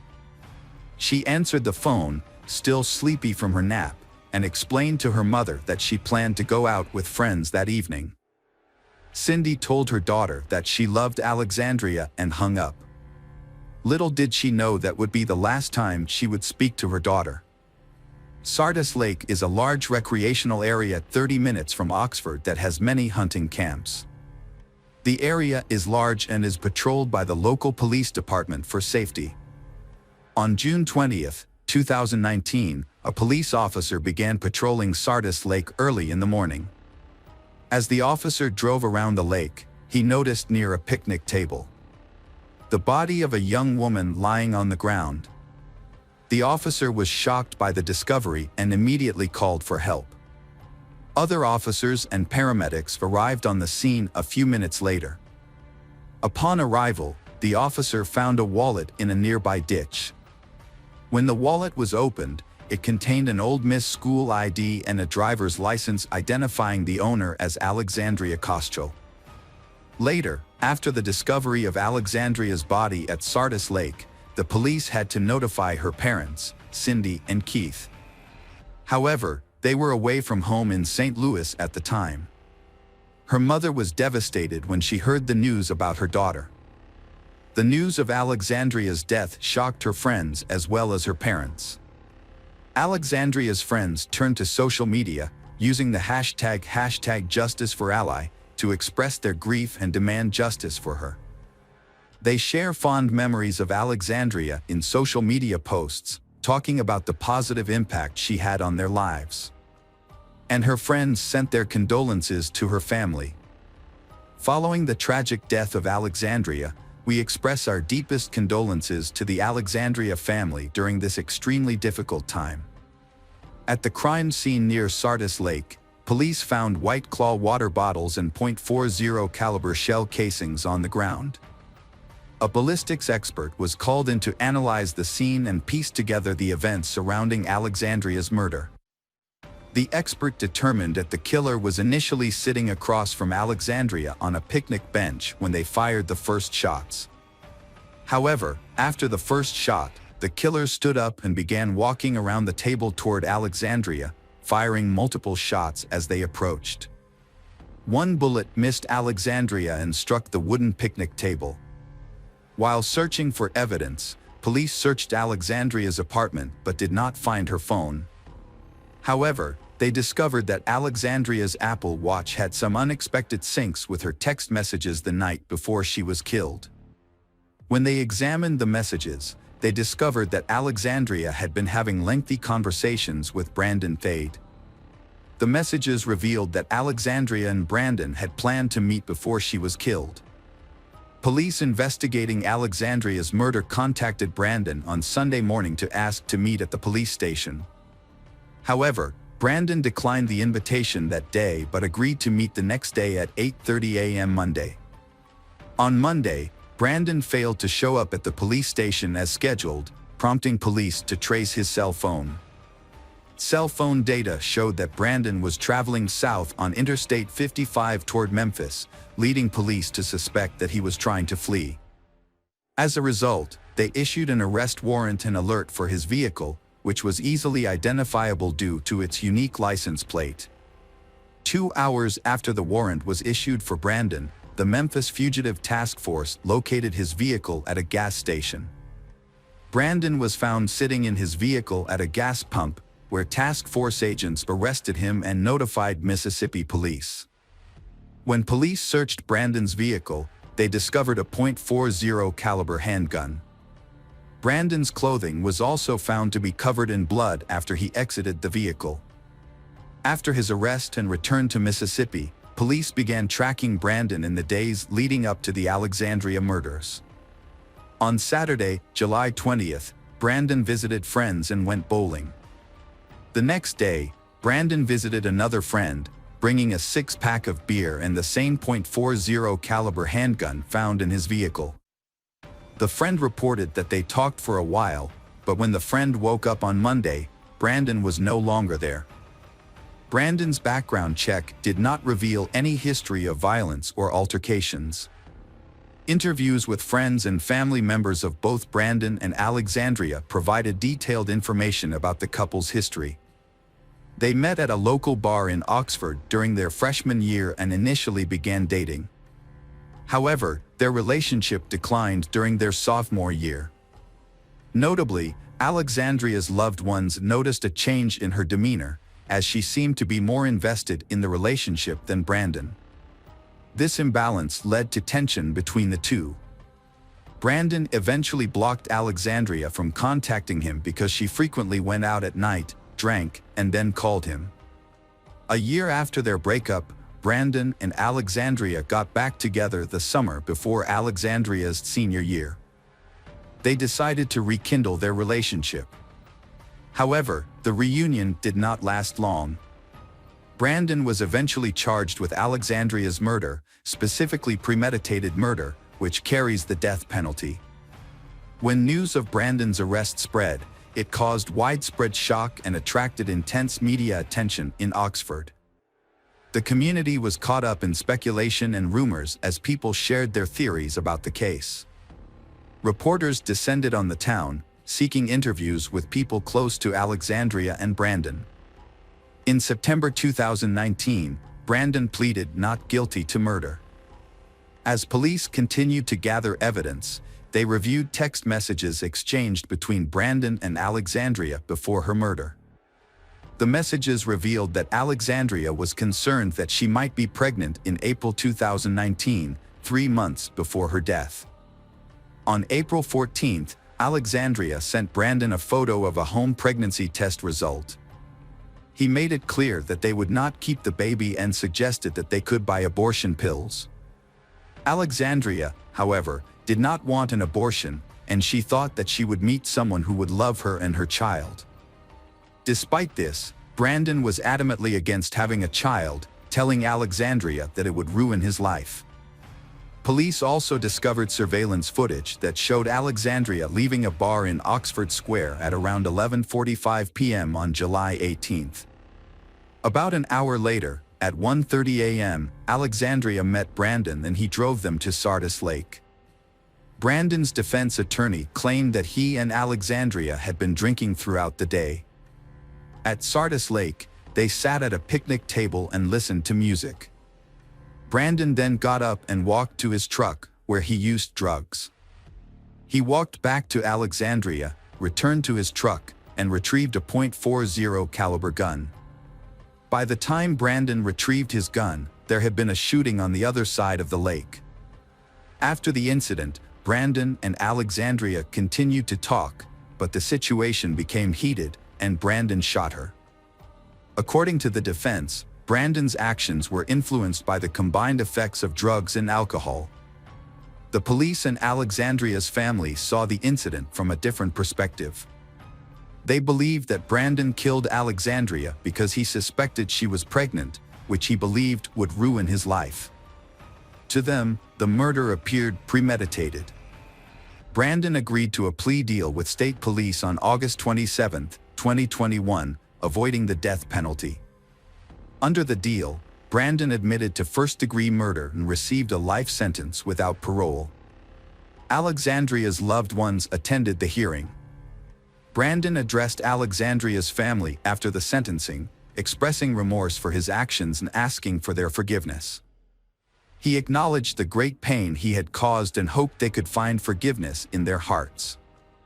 Although Alexandria's autopsy report showed that she was not pregnant at the time of her death, her mother, Cindy, believes that Alexandria was pregnant and lost the baby. Hi there, investigators. It's time to uncover the truth behind another case. The case of Callie Ann Poulton. Callie Ann Poulton was born on September 20, 1989, in Rochester, New York. As an only child, she received all the love and attention from her parents. However, when Callie turned 3, her parents decided to divorce, and she stayed with her mother, Judy. Despite the divorce, Callie's father maintained a good relationship with Judy and regularly visited his daughter. After the divorce, Judy moved to a quiet suburban apartment complex in Rochester. Although Callie's father helped with childcare, Judy faced financial difficulties. To make ends meet, she took on a part-time job delivering magazines to her neighbors. Her goal was to save enough money to take Callie on a trip to Disney World the following summer. On the evening of May 23, 1994, Judy was preparing for her delivery shift. She was at home, inserting leaflets into the magazines, when Callie asked to go for a walk. It was an evening, and Callie wanted to ride her tricycle. Judy checked outside and saw other children playing in the yard, so she allowed Callie to go out for a short time, instructing her to stay within the yard. Callie ran outside with her tricycle, and Judy planned to finish preparing the magazines and then take Callie to McDonald's after completing her delivery route. Judy stepped outside with the magazines, intending to call out to her daughter Callie, but Callie was nowhere to be seen. Judy looked around the yard, called out her daughter's name, but there was no response. She searched the yard and then the surrounding complex grounds, but Callie was gone. Usually, when Callie rode her tricycle, the creaking of its wheels was noticeable, but now there was silence. As Judy's panic grew, She began to cry out for her daughter, drawing the attention of the neighbors. They joined her in searching for Callie, but no one had seen Callie. The complex was heavily wooded, and a fence separated the houses from the nearby highway, making it unlikely that Callie could have wandered off on her own. Judy knew that Callie was only allowed to ride her tricycle in their yard, and Callie had always obeyed her mother before. It was also unlikely that Callie could have gone far on her small bike without being seen. With each passing minute, Judy's fears grew, and she decided to call the police. The officers arrived quickly and began a thorough search of the complex. As the search continued, officers went door to door, asking if anyone had seen Callie. Police suspected that Callie was still in the complex, and they believed the suspect was likely a resident of the complex. It would have been difficult for an outsider to get inside, kidnap Callie, and drive away without being noticed. To assist in the search, residents of the 300-apartment complex voluntarily allowed police to enter their homes. In case there was no one in the house, the complex manager used the spare key to search. Unfortunately, searching each apartment yielded no results. Callie and her bike were not found. After an all-night search, the case was reclassified as a kidnapping at around 4 a.m. A specialist unit took over the case, and detectives questioned Judy about possible enemies. They asked Judy if Callie's father was involved, but Judy ruled this out and said he had no motive. Detectives also asked if Judy had noticed anyone suspicious among the residents. She mentioned Mark, a 22-year-old man who had just moved in with his wife and young son. Judy noticed Mark's behavior was unusual.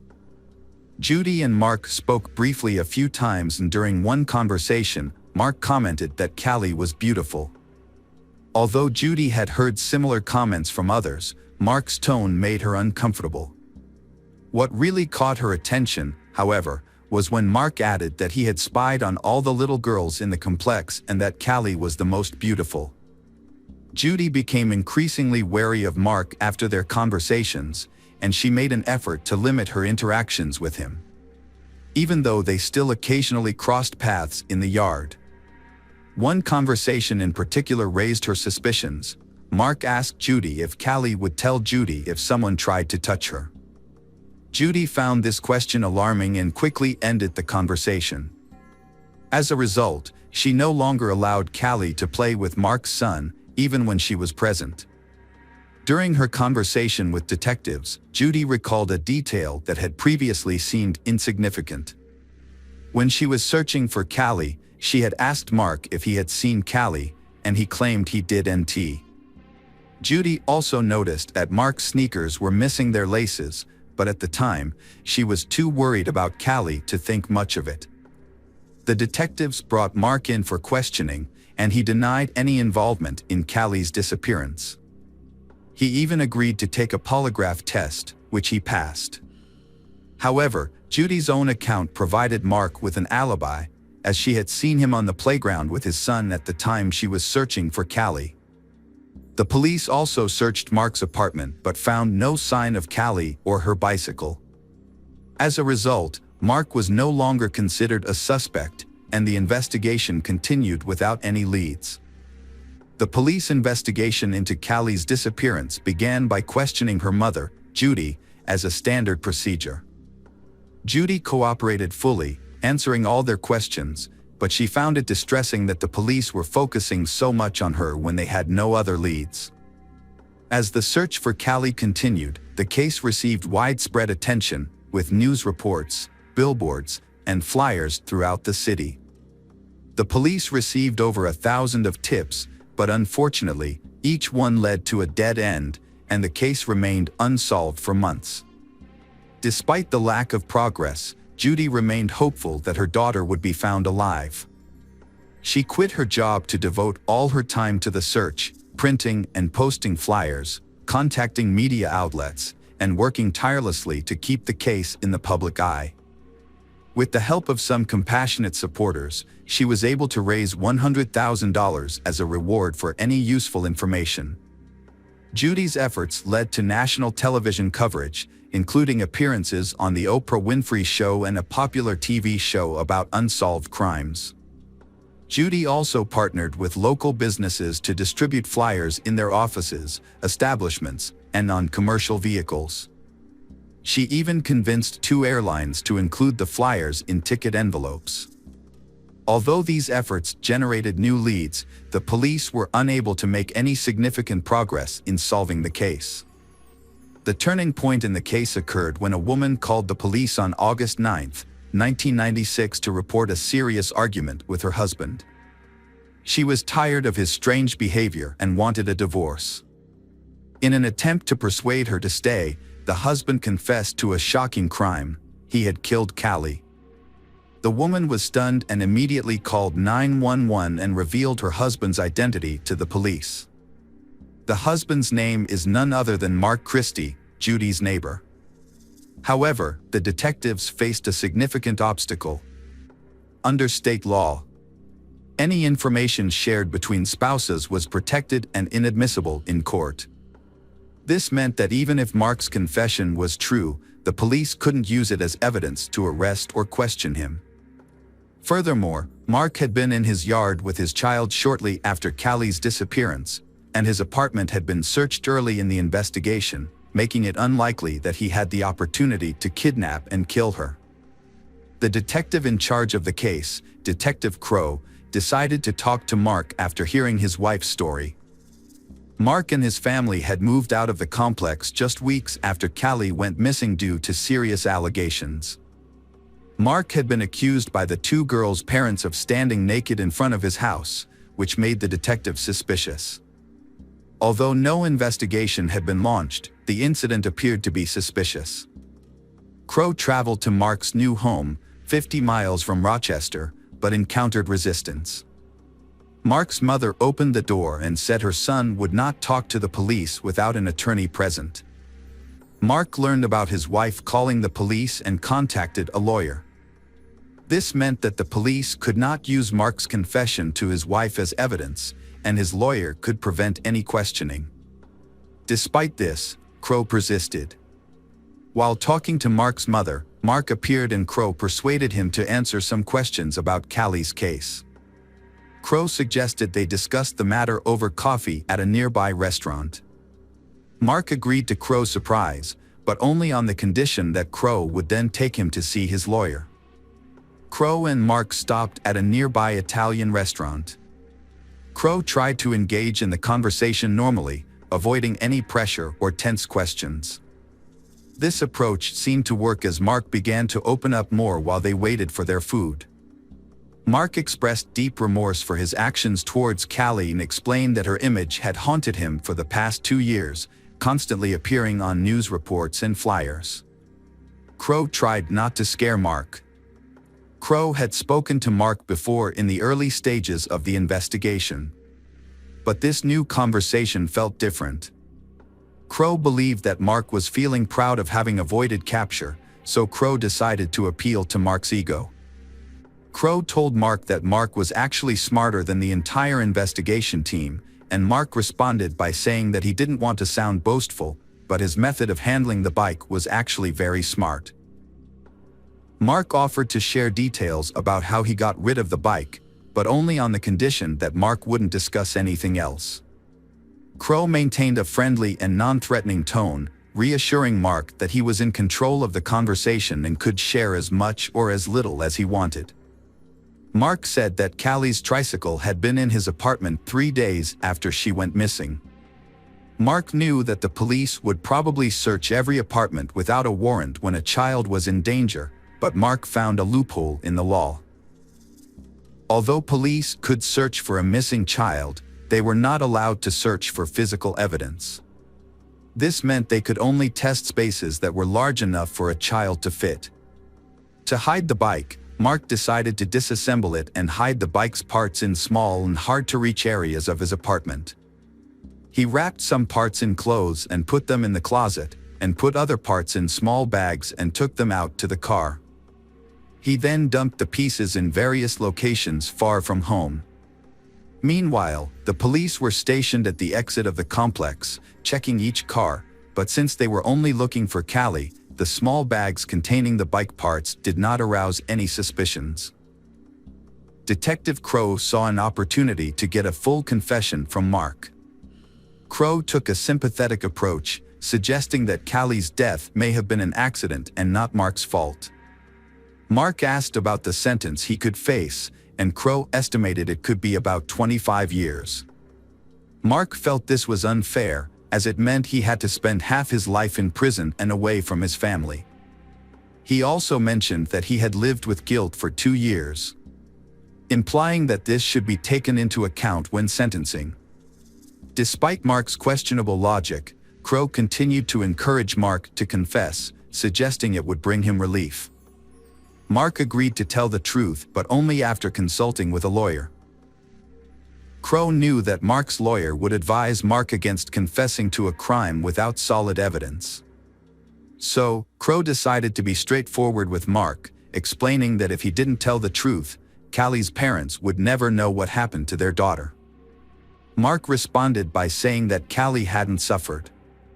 Crow senses that Mark was confessing and encourages him to do the right thing. Mark looked at Crow and finally admitted to his actions.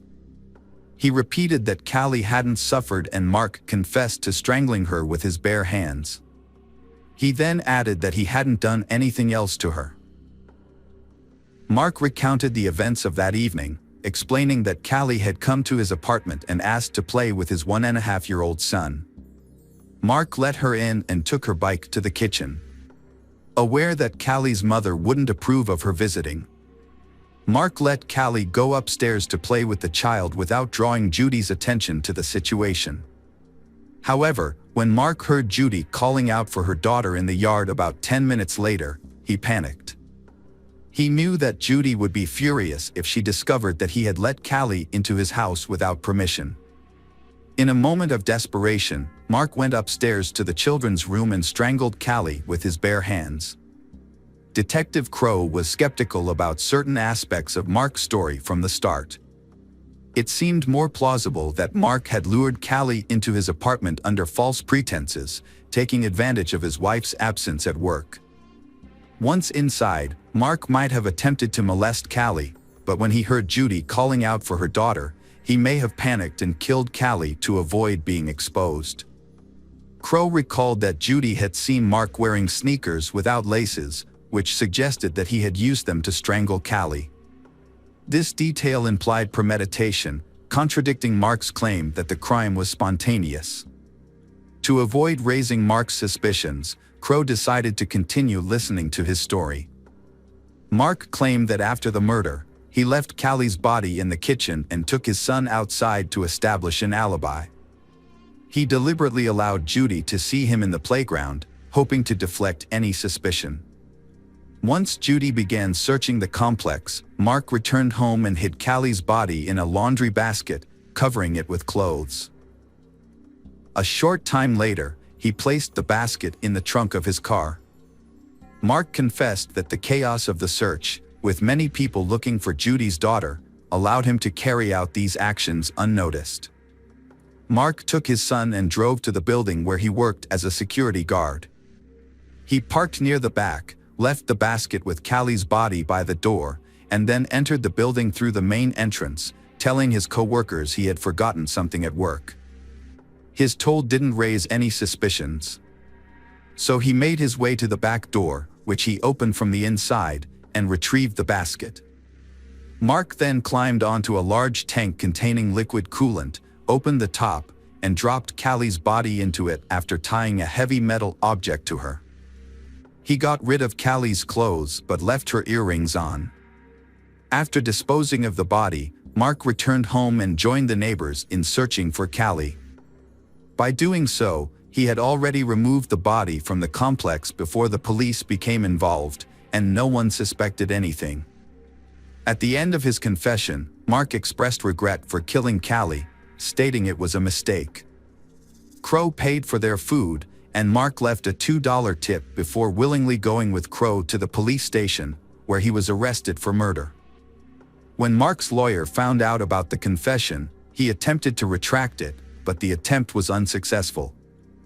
This was because Mark had provided the information willingly, and Detective Crow had followed proper procedures. As a result, the police went to Mark's workplace, opened the tank, and made a gruesome discovery. Even after 2 years, the victim's body was still inside. Due to the advanced state of decomposition, experts were unable to determine the cause of death or gather any further information. They confirmed the identity of the remains, which was none other than Callie. Mark admitted his guilt to the judge and received a minimum 25-year prison sentence, just as Detective Crow had predicted. Although Mark's lawyer managed to have the kidnapping charges dropped, he was still convicted of murder. However, Mark's case took a surprising turn in 2010. The police reopened a 1988 case involving the brutal murder of 74-year-old Viola Manville, who was killed while walking in a Rochester suburb. At the time, Mark was just 16 years old and was considered a suspect, but he passed a polygraph test, showing no signs of deception. As a result, another man, Frank Sterling, was arrested and eventually confessed to the crime after a lengthy overnight interrogation. Years later, Frank tried to appeal his sentence, claiming that the police had coerced his confession and that he was disoriented by the end of the interrogation.